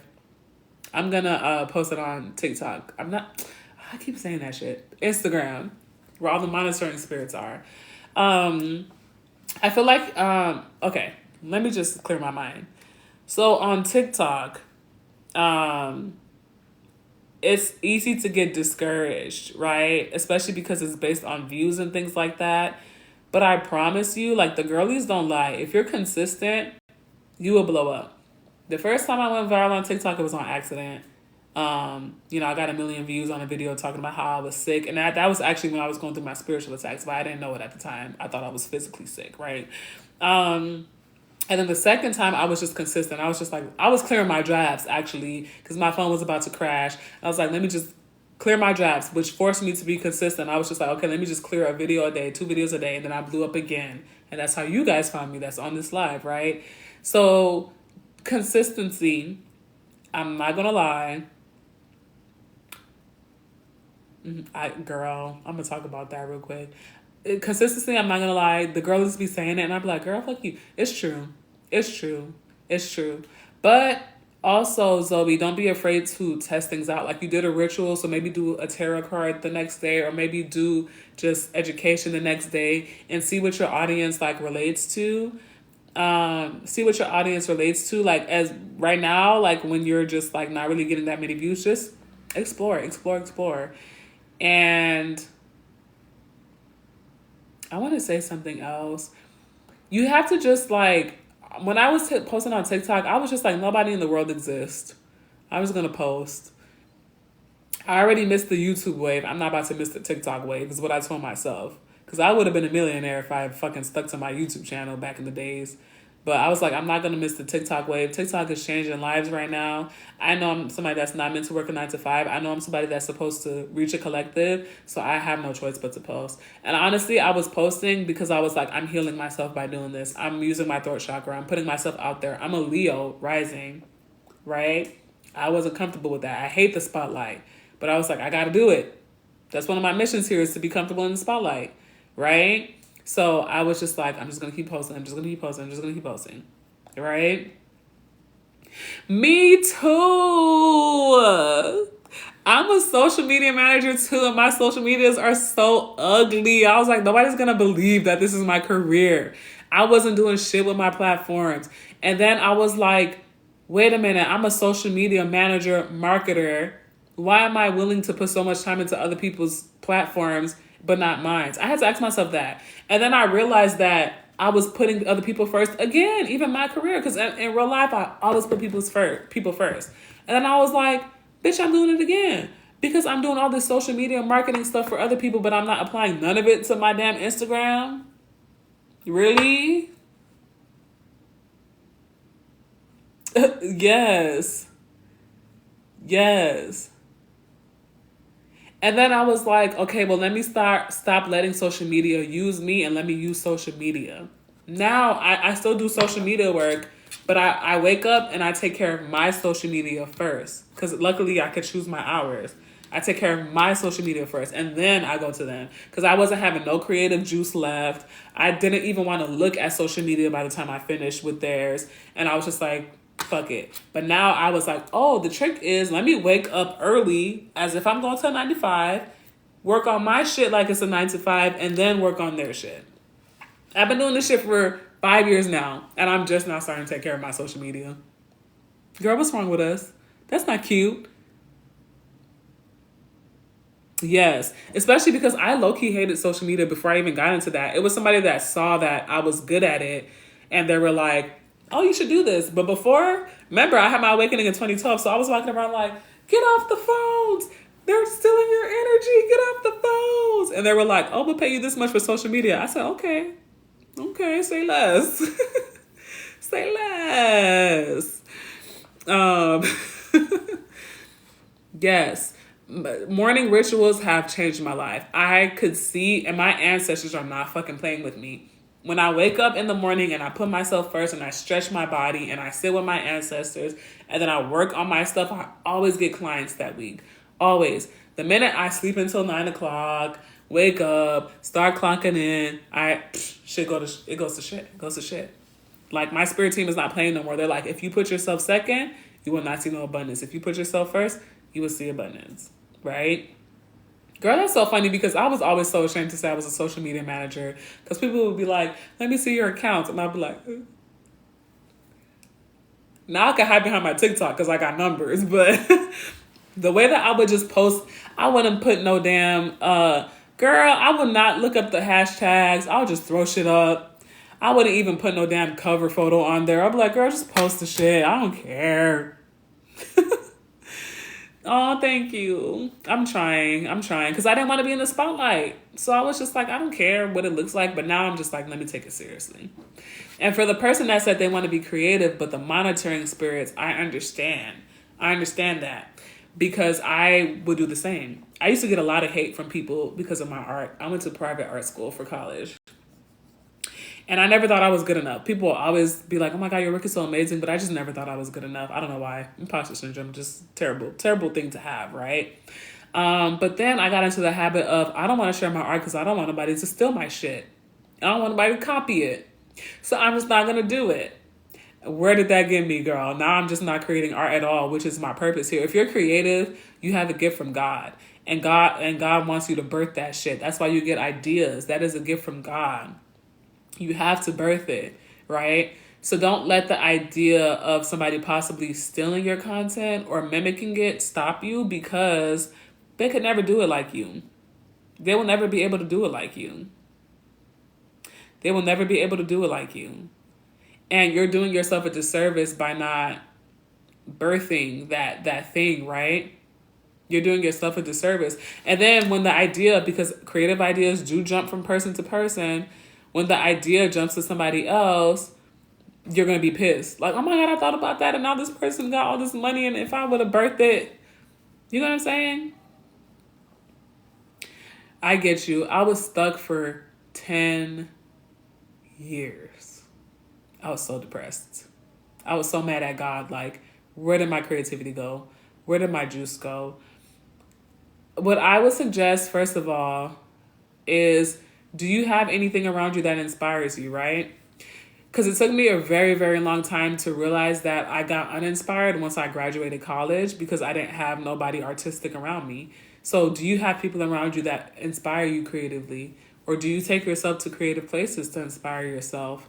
I'm thinking of hosting a virtual vision board session on New Year's Eve to invite... Ooh! That is such a beautiful idea. And creating vision boards, like I haven't been creating besides vision boards, and that is actually, that would bring me a lot of joy. So I know a lot of people will get a lot from that. And doing it in a circle like that is manifesting all that energy that people are trying to bring into. I moved to ATL a year ago, so I've just been by myself. Yep. You got to put yourself out there and around things that inspire you, around people that inspire you. And one thing that I had to learn as an artist is you have to learn to just to create, right? Because I went to school for this, I got into the habit of I got to create because I have this deadline, or I have to create within these boxes, right? Because it'll be this certain project that I had to do. So then when I got outside of school, I was just like, I don't got nobody to create for anymore. So... right? Because I got used to creating for other people. You have to learn how to create for yourself first. And that doesn't mean, another thing that keeps people stuck is, because when you're doing something creative, it takes a lot of energy. You be focused. You be like, fine-tuning, trying to fine-tune it and everything like that. You don't have to, it doesn't have to take hours, right? I forgot what book that I read, but it was suggesting just like 5 minutes a day. So for 5 minutes a day, just sketch. Or just whatever it is that you do. Draw, paint, do this and that. 5 minutes every day. And you'll re-inspire yourself. Right? And that gives you no time to overthink. Like, okay, I got 5 minutes. Let me just doodle real quick, right? I don't know why I want to doodle right now. Let me just doodle real quick, right? So just do that and you'll start to like inspire yourself, but you'll never be like inspired if you just like never even try to like start the spark up, right? And right now I'm reading this book.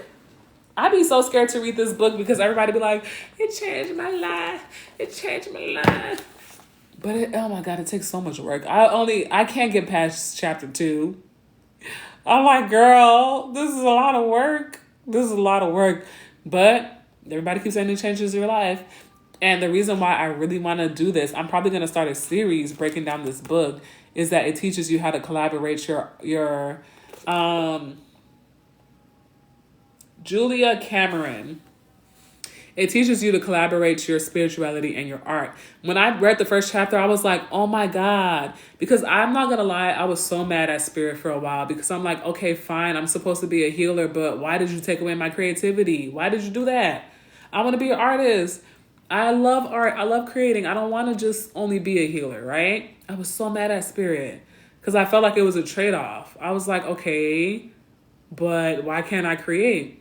When I picked up this book and she talked about how creativity is spirituality, I was like, duh, bitch. So now I'm on my path back to my artistic ways and figuring out how to combine the two, right? Here's a screenshot if you guys want to take a screenshot. Oh, my bad. Here we go. The Artist's Way by Julia Cameron. So it teaches you like how the two are correlated, spirituality and creativity, right? That's why I said that when spirit gives you a idea, birth it, because that's God being like, can you do this for me? And I always talk about how our ancestors want to work through us, right? I know for a fact I started picking up the guitar to learn the guitar because I just kept wanting to learn the guitar. I was like, I don't know why. Turns out one of my uncles loved to play the guitar and he was trying to play through me, right? So, yeah, sometimes it's our ancestors too that want to like do something for us, right? So every day for 5 minutes straight, just doodle something, right? Just doodle something. Doodle something. Doodle something, right? It doesn't have to be cute. Just draw something and you'll re-inspire yourself. The Artist's Way by Julia Cameron. Yes. Uh-huh. Mm-hmm. Y'all, have you been on this live for almost 3 hours? I started at 7, I think. Oh my God, I'm so stupid. That's 2 hours. Oh God, I gotta go back to school.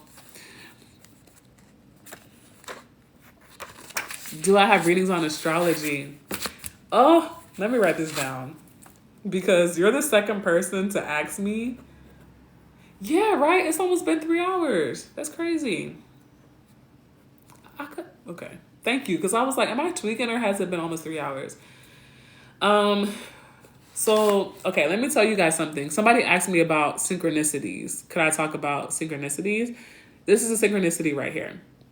I love to dance to charge up my inner child, and then I do something artsy after. Girl, you gotta teach us. Leo Chiron? Are you a Leo Chiron? Because I've been attracting a lot of Leo Chirons. If you give me the answer, then I'll tell you why. So let me tell you about synchronicity. So you are the second person. This person asked me if I do astrology readings. That's the second person today to ask me if I do astrology readings. Probably the third person this week, right? So that's spirit saying, we want you to motherfucking do astrology readings. Because that's what I started off with. My spiritual journey started off with astrology. I'm very good at astrology, but I never offered it, right? And for a long time, probably since the beginning of this year, people have been like, do you do birth chart readings? Do you do astrology readings? And I'm like, yeah, I'll do it. I'm going to come up with something. So now this is my sign to get on this shit so I could offer you readings. So long story short, not yet, but I will start to offer astrology readings because that wasn't my first passion. And clearly Spirit wants me to do it. Just like Spirit kept telling me, teach tarot. And now so many people keep asking me, tarot. I got you, love. Okay, maybe we could just do a one-off and I could look at your birth chart. Otherwise, like, probably next week is when I'll have it up. But if you're a Leo Chiron, Sony, I feel like you don't want to tell us. But just know I relate to you. I will say that. Yeah, so I'll try to get the astrology readings up. Damn, I got a lot to do. I got a lot to do. I sure was like, why are you so quiet? I was like, is she trying to be secretive? That's funny. It sounds like you're a Leo Chiron. Yeah, because a lot of Leo Chirons have Leo Chiron is such a tough position to have because that's a wound around your art. Period. Zoe, I like you. Zoe, you've been keeping me on my shit today. You've been keeping on my shit. You're right. Okay. Um, what do you think about past life regressions? Me too. I have so much to do, but spirit asks for it. So, listen. Okay, let me tell you. Obedience. Let me write that down.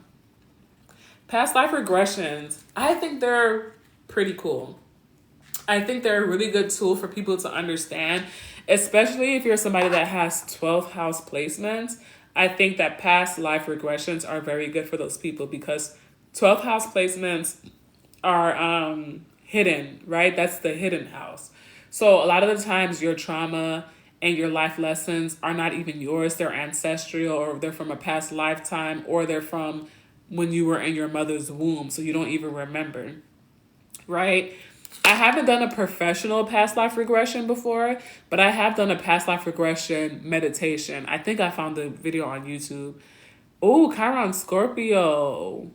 Oh, I would have thought that your wound would be around your sexual power too.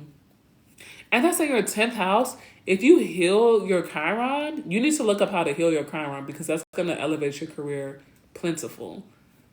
Very plentiful. Yeah, I'm going to try to find it. I hope to God that I saved it. I really do.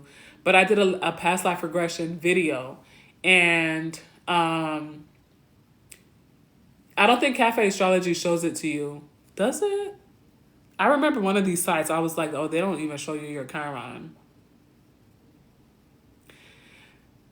You could download Astro Matrix. Astro Matrix, I think, shows you your Chiron.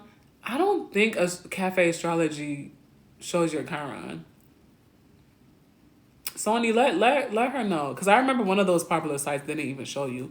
Chiron is your biggest wound, the wound that you're supposed to heal here, and it could also show you how you're meant to be a healer, right? So if you have a Leo Chiron, you're supposed to heal through art, right? But your biggest wound is your art. So it could be like when you were younger, people would be like, oh my God, that's so stupid. Stop doing that. But the whole time you're supposed to be an artist. You were just ahead of your time, right? Yeah. Okay, Astro Style. Try Astro Style. Because I know Cafe Astrology doesn't show it. I don't know why. But yes, I did that past life regression video. And it took me back to ages. But I'm also somebody, I travel a lot naturally, right? So I don't really need nobody to help me with that. Because I'm always traveling. So I traveled back some time ago, right? And I am a 12th houser, right? So a lot of the wounds that I'm supposed to heal are unseen. They're not mine. They happened when I was, in other lives or they're ancestral. And what I learned was that there's a wound. There was a wound from when I was in the womb, right? That's where the mother wounds started. And long story short, I'm not going to say how, but I was disconnected from my mother's placenta, right? And they showed me that that's where our detachment started. And then I had my own situation with pregnancy, and that's where my detachment started, right? Like, I don't have a kid, but that mother wound got triggered, right? So that was, if I didn't do that past life regression, I would have never known that's where it started, in the womb, right? So for 12th housers, it's usually something like that where it's like it's hidden or you got to work with your ancestors to heal or whatever, right? I know 12th house could be a hard house, but it could be a very beautiful house because it's also the house of spirituality. So you're, especially with the moon in the 12th house, you're probably very spiritually gifted, especially intuitively. So it's like a give or take. It's definitely like a give or take. Somebody said something that made me think of obedience. I forgot what it was. Let me see. Oh, okay. You said, me too, I have so much to do, but spirit say I asked for it, so keep it moving. Yep. Ooh, Saturn in the 12th house is hard. Yeah, Saturn in the 12th house. Leo in the 3rd house. Okay, Let me go one by one because I be doing this to myself all the time. I try to read everything. I always do this. Like, even when people send me voice notes, I listen to all the voice notes and then I try to remember everything. It's like, bitch, you could just listen one by one and then respond one by one. What about a Saturn in the 12th house? Saturn is the house of discipline.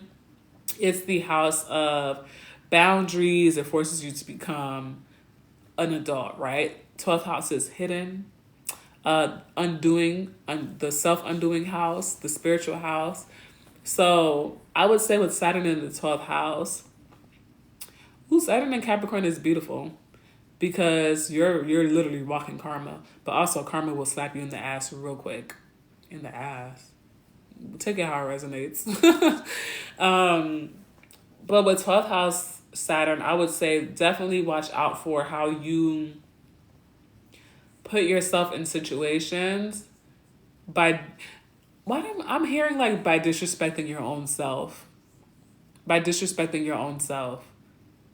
I keep hearing you gotta have respect for yourself and with that placement because it's almost like, yeah, you have to learn boundaries, but in a way, a part of you doesn't respect yourself enough, and you keep putting yourself in situations because of that. You know what I'm saying? Because that's the self undoing part, right? That's a tough placement. Because that's a tough placement. With 12th house, you got to think like, it ain't even my fault. Because it could be from an ancestor, and it's just like, well, damn, why you pass this karma on to me? And a lot of the karma, I'm hearing too, your karma is spiritual. When people do you dirty, you may not see them get their karma physically, but you better believe they're getting their ass whipped spiritually. So don't sit there and wait to see it, baby. Because they're getting their ass whipped in their dreams. Their manifestations are slowing down. That's how they receive their karma. The subconscious, they probably got you on their mind hella and they don't know why because they're, you know what I'm saying? So don't be waiting for, why do people keep popping up and asking to come on my life? Chiron Scorpio in the 12th house. Damn. Chiron Scorpio. Yeah, were you the one? No. There was somebody else with a Chiron Scorpio. And I was like, I feel like that would be like a sexual liberation thing that you guys have to go through. Chiron Scorpio in the 12th house. Yours is in the 12th too? Damn. I'm shooketh. When you have 12th house placements like that, you absolutely have to have a spiritual practice. That's how you keep yourself sane and grounded. If you have 12th house placements, you have to have a spiritual practice. If I didn't have a spiritual practice, I probably would be in a damn mental institution. You have to have a spiritual practice to keep yourself grounded. Because you guys go through a lot of things that are subconscious or unseen, right? That are spiritual that people will not understand. So honestly, like, it's like your ancestors are going to understand you the best. Third house is the house of communications, and Leo is very dramatic. So just think about that, right? So you think about drama and your voice. So you might be somebody that's really good, like, for social media, right? Utilizing your voice. Is it too late to get a reading? No. I'm probably going to hop off after your reading, though. What is my title? I'm still figuring it out. I really am. Because I'm not... Tarot reading is probably like the least interesting thing that I do. I just haven't shown all my gifts here, right? But that's probably the least interesting thing that I do. I'm still trying to figure out my title. Because I know I'm a priestess. I know I'm a healer, but I'm like, that doesn't even really touch even on what I could do. I know I'm an oracle, but I'm just like, well, I don't want to only call myself an oracle because I know I do more than that. Yeah, it is Sandra. Thank you, love. I know I could do more than that. So I'm really still trying to figure it out. Is my message not being seen? What did you type? What does that spiritual practice look like? Which spiritual practice? Being a priestess? Whoa, I'm getting tired. Yeah, I gotta get off soon. Okay, I just got it. Thank you, love. Okay. Let me see if you put your question. Oh, you didn't put your question. You started talking about Astro and everybody started going ham. You're right. Yeah, you're right. Damn. Okay, y'all. Thank you for the confirmation. I'm gonna do Luxurious Queens reading, and then I'm gonna get to the rest of your Astro questions. But yeah, this was dang. Yeah, you guys. Oh, okay. Yeah, you have to have a spiritual practice, meaning like you thought that's what this was. You thought this was an Astro live? Damn, okay. So that means I really got to get into it. Yeah, so you have to have like just a general reading. I want to hear from spirits. Okay. I got you. To record so I can look back. Yeah, that's fine. I'll let you know when I'm about to start because I hate when I start screen recording and then the readers start talking about some other stuff and I'm like, oh, then I stop screen recording and I'm like, okay, is she gonna start now? And then I hate that shit. So I'll let you know when I'm about to start. I didn't see your question. I'm also not like it's hard for me to keep up because there's a lot going on and I'm trying to talk. And if you don't know me, I'm a Libra moon, so I get very distracted. So sometimes I have to ignore it until I'm done with my. See, I'm getting off track now. What did the girl ask me? She said something about spiritual practice. Okay, what does that look like? Grounding every day, meditate every day, right? Or go outside every day. So I'm an airhead. Like I will forget in a second. Yeah, it's just having consistency with spirituality, right? So even if you don't have time to meditate every day, maybe pull your cards every day or sit with your ancestors every day. 12th house is also hidden enemies. Yes, that's why you have to have your spiritual practice because the only way for you to see those hidden enemies is if you're tapped in spiritually. You know what I'm saying? I kind of touched on Scorpio in the 12th house. For Venus in the 12th house, I'm trying to see if they have something for you. Venus in the 12th house is tough because it's almost like for you, people probably don't. It's almost like this rare view on beauty and things that are beautiful. So people may not understand, like, for example, if you are an artist, people may not understand it because your view on beauty is completely different, right? Or it's coming from a spiritual place. So it's gonna take a while for people to understand your beauty and to understand how you view beauty, right? So I would say with Venus in the 12th house too, you probably definitely are somebody that's meant to collaborate their spirituality and their art, right? So if you're a musician, like maybe making earth music, right? Or if you're a painter, painting mandalas, right? It's reminding me of something like that, combining your spiritual practices in a way like that, right? Okay, Luxurious Queen. And the light just flickered. So my spirit guides are like, you draining yourself. You're draining yourself. Okay, what does Tanya... Oh, I got triggered by seeing Joseph. I have like 3 exes named Joseph. Okay, what does... May Tanya's highest vibrational ancestor step forward. Let me light a little bit of cinnamon. I got triggered, girl. I was like, Joseph. Now I can't post this on Instagram because I said his name. Do I have the box around here? I don't have the box. This is a traditional Rider's Way, but as you can see, it's more vibrant. I forgot what it's called. I don't have the box next to me. I'll post it on my story. Because I like this one because it's more vibrant than the regular. It's not Lion Strider. That's another tarot deck. Anyways, may Tanya's highest vibrational ancestors, angels, God, source, step forward. In order to relay the messages that she most needs to hear today, Ashe, Asha, Ivy, Bobo. Okay, let's see. Did you give your... Because the first person that came up, and I remember his energy, I think he always comes to me, and I don't think he looks like this physically, but it always reminds me of the energy of somebody with a gold tooth, a hat, and a cigar, and some whiskey. Whoever that is, they really want to work with you. Okay, what does Tanya most need to know right now. Tanya, hold on. Oh, wow, okay. Hold on. Tanya. Oh my gosh, this is beautiful. Okay, so you have the Two of Cups, Justice, the World, and Nine of Pentacles.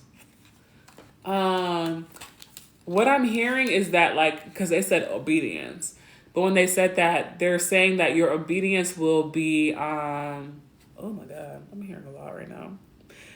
Your obedience will be rewarded. So if you have been on top of your spiritual practices a lot, or you've been like going where Spirit told you to go, you've been doing what Spirit told you to do, they're like, okay, like you're going to be rewarded for that. If you have not been, then it feels like you started to take the steps, right? But they're like, take bigger steps and like you'll be rewarded, because all of this, yeah, it's the Rider's Way, but it's like this deck is like more vibrant. So I don't know who made this one. I forgot. I could find it in a second though. Because Spirit is really trying to make you, wow. Girl, Tanya, like if you stay on track and you go where Spirit is telling you to go and you trust your intuition, they are going to make you so comfortable. For you too, like I'm seeing a vision of you like singing. So I feel like your ancestors want you to use your voice more too, to let them know, okay, what do you prefer your blessings to be? Because you're about to get a big blessing. So they're like, okay, like what do you want it to be? And very rarely do our ancestors let us have a say for real in what's coming in, right? And my hands are getting really hot. So you might be somebody too that you could be doing Reiki healing, right? They want you to tap more into your spiritual practices because it feels like there's some gifts that you haven't tapped into yet.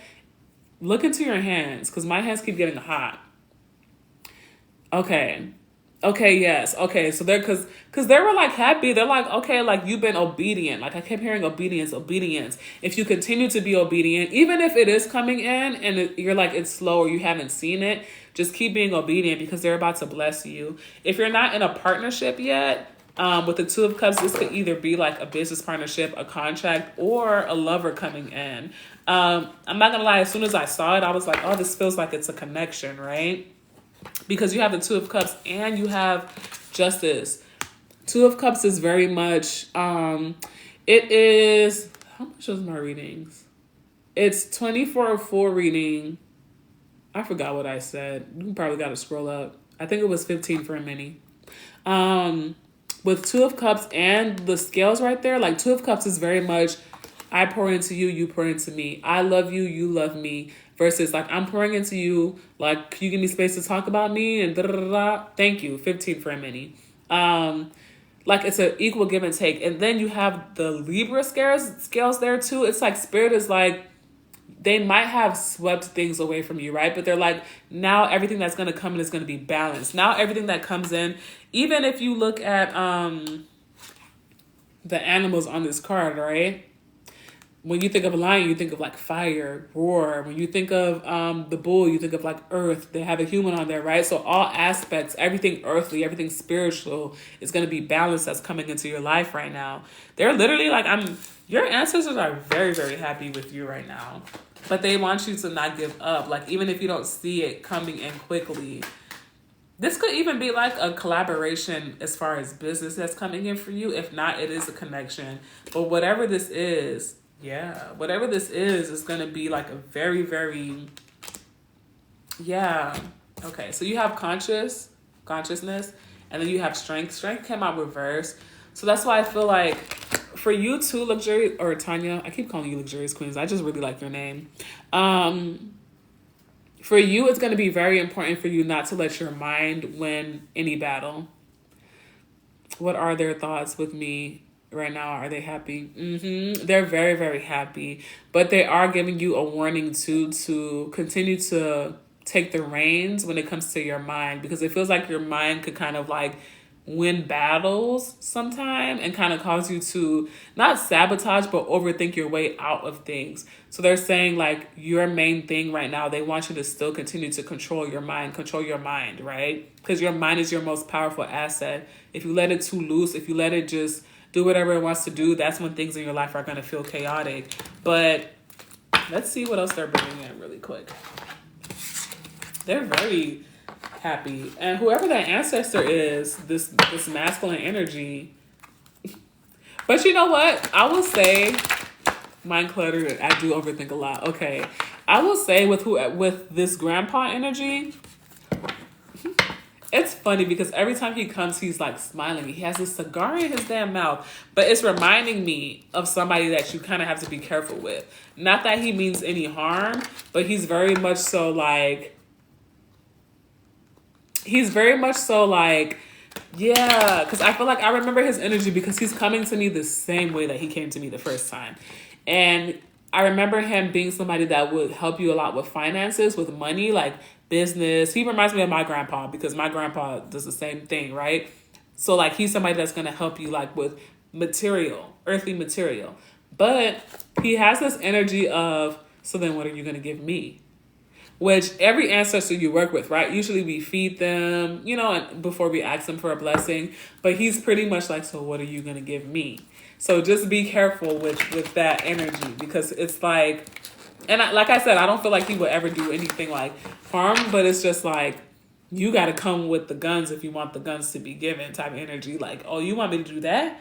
Well, so what you going to give me? You better give me a premium cigar. It's like that type of energy where it's like, well, what's mine? Right? I might need to get into my own place to set an altar up for my ancestors. Okay. He's going to be somebody that works very closely with you. Absolutely. Because he immediately came up. The world came out again. You saw me shuffle the cards. Wow. Mentioning now for later, please ignore. How do we discern what our ancestors would like to receive? Okay, let me write that down. How to... Yeah, so he really wants to work with you. And his first offering better be a damn cigar and some whiskey, okay? So what else is coming in? Ooh, I'm probably going to post this on my Instagram if you guys want to rewatch it. Let me know if you guys want me to post this on Instagram. Because obviously I can't post it on TikTok. Otherwise I would post it on TikTok. Because it's going to be too long. Okay, what else is coming in? Ooh, I feel like you need a... Oh, wow.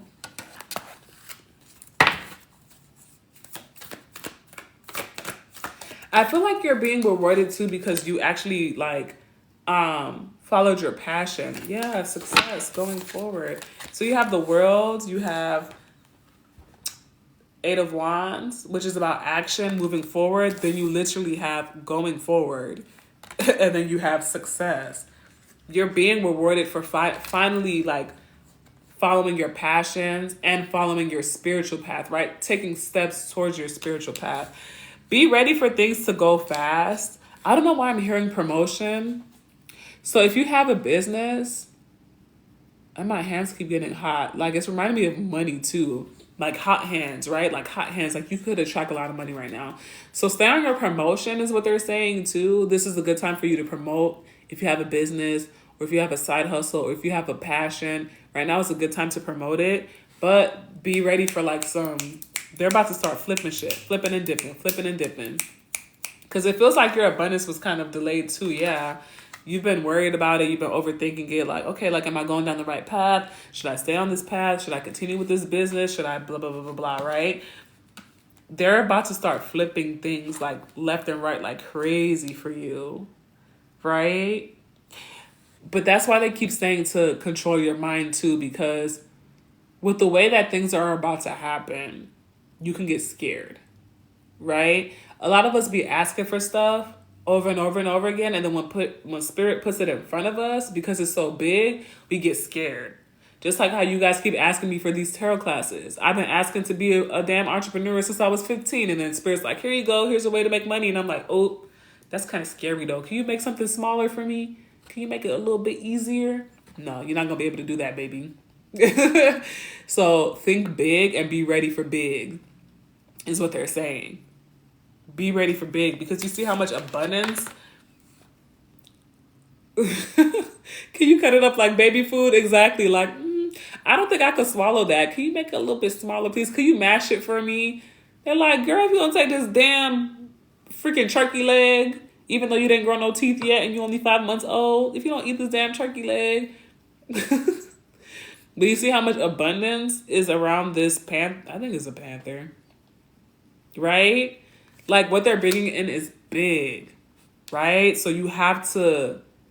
Man, I'm seeing you do like mirror work, and I'm seeing you do like mirror gazing and like affirmations to really hype yourself up so that you're ready for what's coming in. Because it's almost like a self-worth thing. Like, you have to feel like you're worthy of what's coming in, right? It's reminding me of like, like, think about these TikTokers who blew up overnight, and then all of a sudden they have 300K followers and they have 17 people asking for brand deals in their Instagram. And literally last night they was working a 9 to 5, but next week they're able to quit their job because Spirit set them up like that, right? Oh, you've been doing it? Okay, they probably showing me a vision of you doing it then. Keep doing that. But you see that type of energy? Like, you have to be ready for that. I'm not going to lie. When my TikTok blew up, I got tired. I was like, oh, this is too much for me, baby. I went from posting 3 times a day to maybe once a week. I was like, this is too much. And my Spirit team got so pissed at me. They were like, bitch, we told you it was going to be big and you wasn't ready, right? I was told by someone that I'm going to be a 6-figure earner soon. Yep. You're stepping towards that path 100%. So that's why Spirit is just like, set yourself up. So if you're a small business, if you have a small business now, start acting like you're a 6-figure business, right? Meaning, get your marketing together. If you don't have a website up, get your website up. If you don't have your elevator pitch, get your elevator pitch ready. Start doing things like that. Mirror gazing, yeah? Start doing things like that to get ready for how big this is about to be, right? Because you're stepping in, it's almost like you stepped through a portal. I'm not going to lie. It's almost like you stepped through a portal. So, man, it's going to be like fast action for you. Whoa, New Zealand. Okay, welcome, Lulu. Period. But it's like, I didn't care how to get there. You've been taking this step. Listen, I think I said it on my last live. This space is so beautiful. Thankful for this night with y'all. Oh, thank you, Zoe. Thank you for... Girl, you cannot make this up. Opportunity. And you see how the Buddha is hiding behind the trees? It's going to be something that you don't even see coming. Yes. Welcome, Lulu. And thank you, Zoe, for saying that. And thank you for being part of the space. Oh,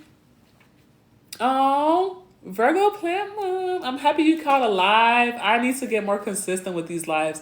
I'm really just trying to find a way because, girl, look at this. Transformation. I'm going to get back to you in a second. I'm really just trying to find a way to go live on all platforms because I used to go live on Instagram all the time. And then I stopped because I started going to TikTok all the time. And then I stopped because I went back to Instagram and now I have my YouTube channel. So I'm really just trying to figure out a way. I'm probably just going to have to get a second phone to go live on all 3 platforms. Then I'll be more consistent. You know? Yes. This one, I know the name of this one. This one is called... Oh, I have it right here. This one is called Sacred Destiny. Sacred Destiny. I love this deck. I rarely use it, but I really, really love it. Yeah, so opportunity. You're saying that you don't know how to go, but this is the thing, guys. You're not going to know what the fuck it looked like. You're not going to know. Your job right now is to be obedient and just keep going where Spirit tells you to go. Just keep going where Spirit tells you to go. You're not going to know what the finish line looks like. But if they tell you to get up tomorrow and create a TikTok, then get up tomorrow and create a TikTok. Because then all of a sudden, you're going to get a whole bunch of comments like, can you teach me astrology? Can you read my birth chart? And it's like, oh shit, Spirit is telling me where to go. Let me start making astrology videos. Then all of a sudden, that's going to blow up. And I'm going to be like, well, let me start teaching the class. You know what I'm saying? Like, you've seen it on this live. I wasn't going to do astro readings.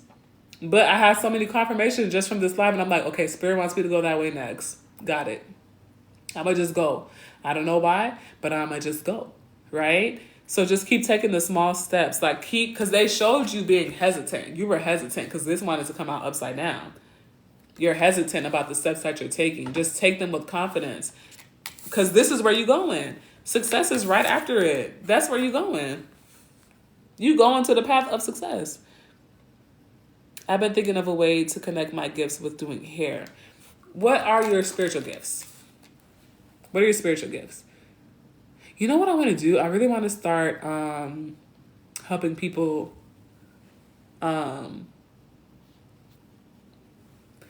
You see how easy I get distracted? It's crazy. I really want to start helping people figure out how to combine their spiritual gifts with their business. That's why my hand keeps getting hot.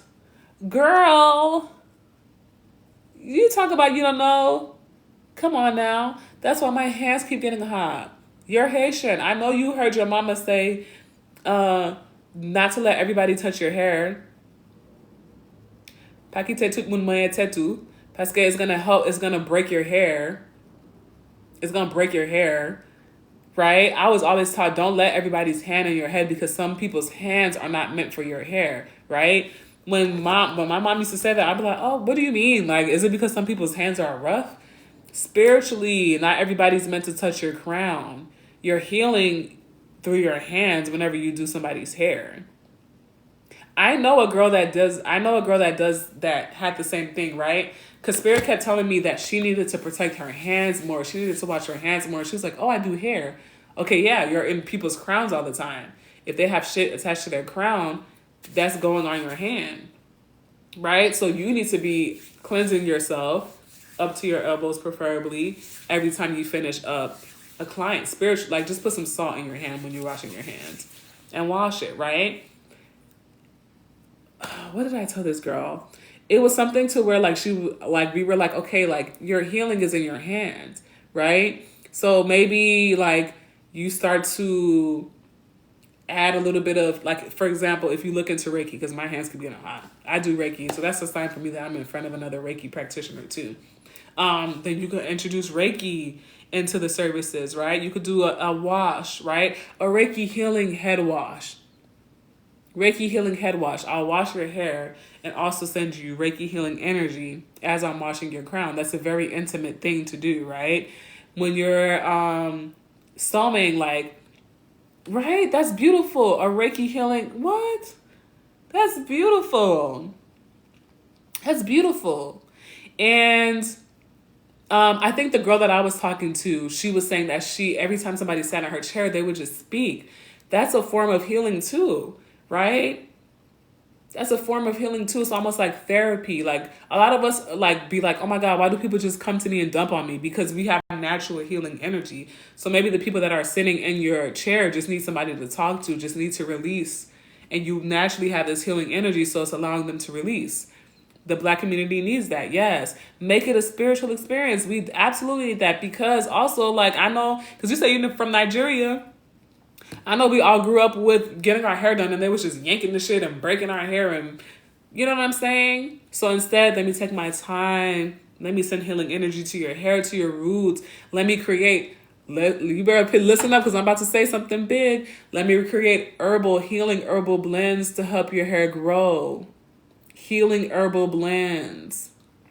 Let me massage those healing herbal blends into your scalp as I send this Reiki healing.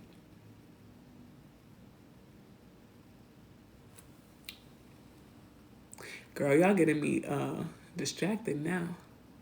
Hold on.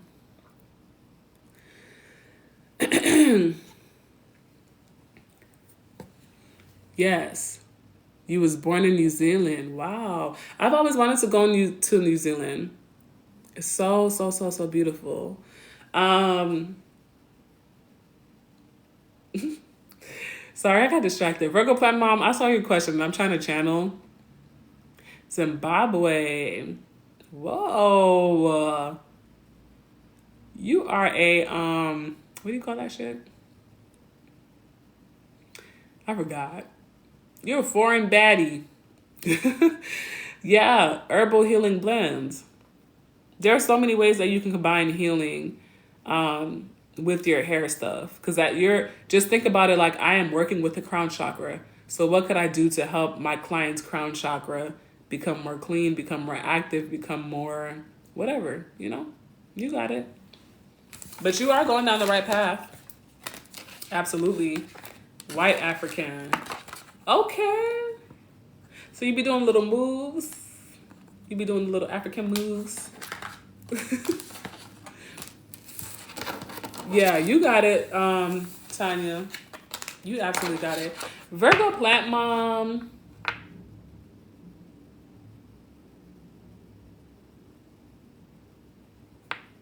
Sorry, I'm seeing the picture, but tribal dancing. Okay, yeah. I don't know what it's called, but I be seeing y'all get down. I'll be like, okay, these folks know how to move.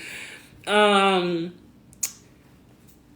do you actually garden? Thank you, thank you, thank you. I'm so excited about this reading. Oh, no problem. I feel like you just gotta stop overthinking. And it's crazy because you were like, I don't know like how to do it though. And what was the first thing they said? They said you gotta master your mind because your mind is what gets you away from stuff. They be putting ideas into your head and then you be overthinking it. And then you forget about it because you was thinking about so much other stuff. So don't overthink it because you're going down the right path. That's why they're so happy. So don't second guess yourself, you know? Um, no, you don't. No, you're not offending. I just get distracted. I get very distracted. So if I see a question, I would have forgot that I was doing the whole reading. Period. Speak it into existence, sis. Speak it into existence. You got it. You got it. But Virgo Plant Mom, I was asking you that because you remind me. I don't know why I'm hearing Druid. What does Druid mean? Let me Google it.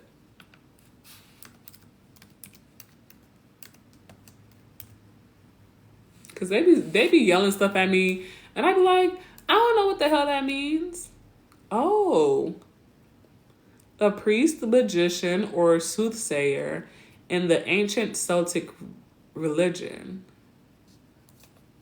Wow, I didn't know that's what it meant.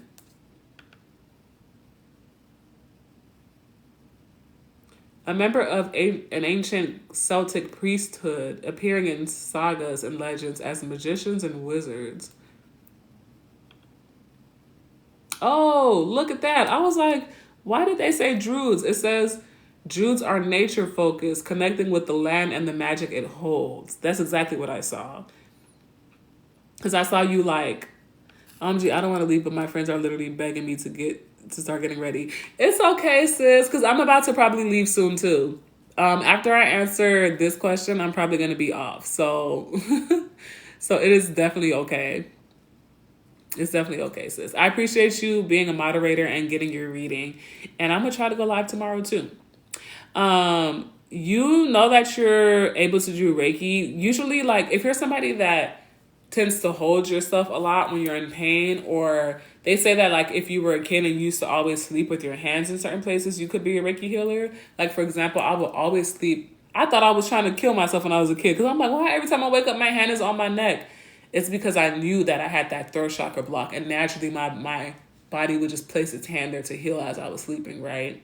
So if you're somebody that naturally, like, you always find yourself putting your hands in places, you could be a Reiki healer. If you get a lot of heat coming in your hand, you could be a Reiki healer. They say that you cannot be a practitioner unless you go through the steps of, like, people blowing into your crown and blowing the symbols into your head. But that's another live. I got a story time about that. I'm a little skeptical. But you gotta follow the rules, I guess. Good night, everyone. Love and light. Don't forget to like and share the live. Thank you, Tanya. You are the best. You are the best, okay? I hope you enjoy your night with your friends. Sending love and light and safety. Yeah, Virgo Plant Queen. Look up Druid. Because what I saw was like you harvesting energy from the earth, like in a magical way. I didn't even know what the fuck Druid meant. And I searched it and it literally says Druids are nature focused, connecting with the land and the magic it holds. So look into that. My hands are always cold. You might be anemic. Don't dismiss it yet. Maybe you just need to get your iron up and then you'll feel the heat. But yeah, no problem. Enjoy your night. Yeah, that's gonna be a story time for another live. I'll talk about Reiki healing and everything like that because I am a level 2 practitioner. I was supposed to get my master's, but that's when my spirit guides was like, no, hell no. You go in a different way. I was like, okay, cool. So yeah, so I'll talk about that another time. I'm curious to hear if anything comes to mind when you look into my eye. Zoe, you kind of scaring me because you only got the one eye in your profile picture. What else am I supposed to look at? Let me see. You only got the eye in your profile picture. I didn't even notice that before. I don't know why I heard seclusion. It's a beautiful pic. It absolutely is, Zoe. Period. Let me tell you something. Your eyeball is slaying. Okay, I ain't never seen an eyeball like that ever in my life. It's just like I'm falling in love with the eyeball, sis. Oh my gosh. I don't know why I heard seclusion or seclusive, which is making me feel like very secretive, not purposefully. But I'm hearing like through trials and tribulations, through lessons, like you had to learn to kind of like be a little bit secretive or seclusive. I don't know why they keep saying seclusive. I'm not gonna lie, for you, when I looked into your eyeball, this is so crazy. I never looked into somebody's eyeball for Zoe. If you're trying to put some juju on me because you're trying to make me look into your eyeball, I will find you. Okay, you're a Scorpio. I definitely felt the Scorpio energy. I'm just kidding. Yeah, I definitely felt the Scorpio energy because for me, it feels like, and Chiron and Leo. Oh, wow, Leo sun. I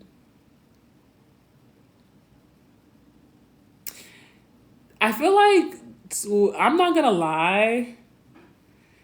Period. Virgo Platinum, can you see them for real? You see my angels on my right side? You see my angels on my right side? What was I gonna say? Y'all, I have some coffee that I know it's 9:30 o'clock, but I'm still gonna drink this coffee. I said 9:30 o'clock. That's how you know I'm tired. I'm still gonna drink this coffee. I'm so excited for this coffee and this donut. What was I gonna say? They showed me some discipline, and they showed me something that my mother used to do to me. Nobody cry. I'm Haitian. I understand the Caribbean families just, they're a little bit harsher and they have to unlearn these things. But she used to make me, I am gonna be up all night. Like I know I'm not supposed to drink that coffee, but I probably am because I want something sweet right now. She would make me hold my hands out like this, and she would whoop each one until she got to 100. Whenever I did something like really bad, she would whoop each one. I don't know why they showed me that. No, with a belt. I wish it was just a slab. It was with a belt, each hand. But they were showing me that. Yeah, they were showing me that. I don't know why. So you could be somebody that had like, okay, yeah. Because they were showing me that. And they were showing me that there was some like, obviously physical pain, right? But when they're saying pain, they're saying like some spiritual pain that came from that you need to release as well. You've been through some shit. And so Spirit's like, you have every right to protect yourself and be seclusive and be like secretive. You have every right. That's what they're saying. I feel like you're somebody too that doesn't like to let people into your family history. Like you don't really talk about your childhood like that. You know? You've been through some shit. So Spirit is like, I get it, girl. I get it.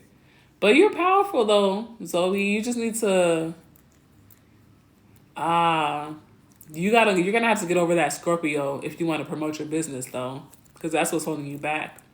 That Leo sun wants to be out there and be like, look at how beautiful I am, look at how big I am, look at how great I am. And your Scorpio's like, but I want to be secretive. I don't want nobody to see my face.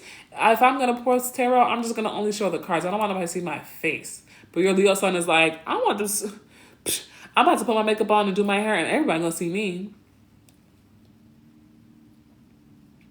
So you gotta fight your Scorpio off, Miss Ma'am. I'm a Cancer, Mercury too. Because even Cancer, like Cancer is very private too, but Cancer is a cardinal sign. So if Leo wants to go, Cancer is like, well, okay, let me show you how to do it. Let's go. You know what I'm saying? Like Cancer would get up and go if your Leo wants to get up and go. My sun sign, I'm a Cancer. I'm a Cancer, so I'm emotional, but I like to fight. Yeah. The Scorpio energy feels amplified because of life. Your mom's a Cancer? Ooh, I rarely run into Cancers. But I will say Cancers are the only... I can't relate to nobody... I relate to a lot of people because I have almost every sign in my chart, right? Like a planet in every sign in my chart. Everybody has all the signs, but I have like a planet in every sign. So I get along with damn near everybody, but nobody understands me like a Cancer does. Nobody provides me the space that I need besides, hey, Pookie. You come in, girl. I was about to hop off. I've been on this live since 7. Yeah, since 7. So I'm tired now. Yeah, Cancers are the only ones that give me space. Cancer moon, Cancer rising, Cancer sun. They're the only people that listen to me. You know, everybody else be irritating me because they want to bother me all the time, but they don't provide me the space that I need. I'm like, oh, God. I forgot what I was talking about before that. You do. Because I do be waiting on you. I be like, where's my homie at? Like, damn. But yeah, you about to head to bed. Okay, girl. Well, you gotta let me know if you go live anytime. Because I see you doing your TikTok stuff, but I don't think I ever see you go live. So if you ever go live, let me know. Share it with me and I'll hop into your live and support. But yeah, y'all. I know there was a lot of astrology questions. Maybe the next live, I'll focus on astrology. So just like, write your questions down. No problem, love. Write your questions down. Yeah, go live. I feel like they told me to tell you that for a reason. Go live. They need to see your face, babes. Yeah, just let me know. Just, my Leo rising will come through and support. I'm a personal hype woman, okay? I will be there. So let me know. But yeah, the next live, y'all. Maybe I'll go live tomorrow, if not Saturday. But just write down all your astrology questions and maybe we'll focus on astrology. Good night. Don't forget your astral protection. See, that's why you came in, to remind me. Because I be getting too tired and I be like, let me just go to sleep. But yeah, I do need to protect myself after this live. So thank you for that. See, you needed a reminder. I needed a reminder. That's why you hopped in. You didn't come in too late. You came right on time. So I love you guys so much. Thank you for staying on this for 3 hours for me. If you want me to post the live replay, I will post it on my Instagram because again, I can't post it on TikTok. It's gonna be too long. I don't know. I don't feel like posting it on YouTube because it's not in the right format. So I'll probably post it on TikTok for you guys to rewatch if you want to rewatch it. But no problem, Sony. Until then, Spirit just like let us kill 2 birds with 1 stone. Yeah, period. Thank you so much. Thank you. I love you guys, and I will see you guys later. Bye. See you. Oh, the awkward end of the live. Oh, God. Oh, my God. My nails are too long. Okay.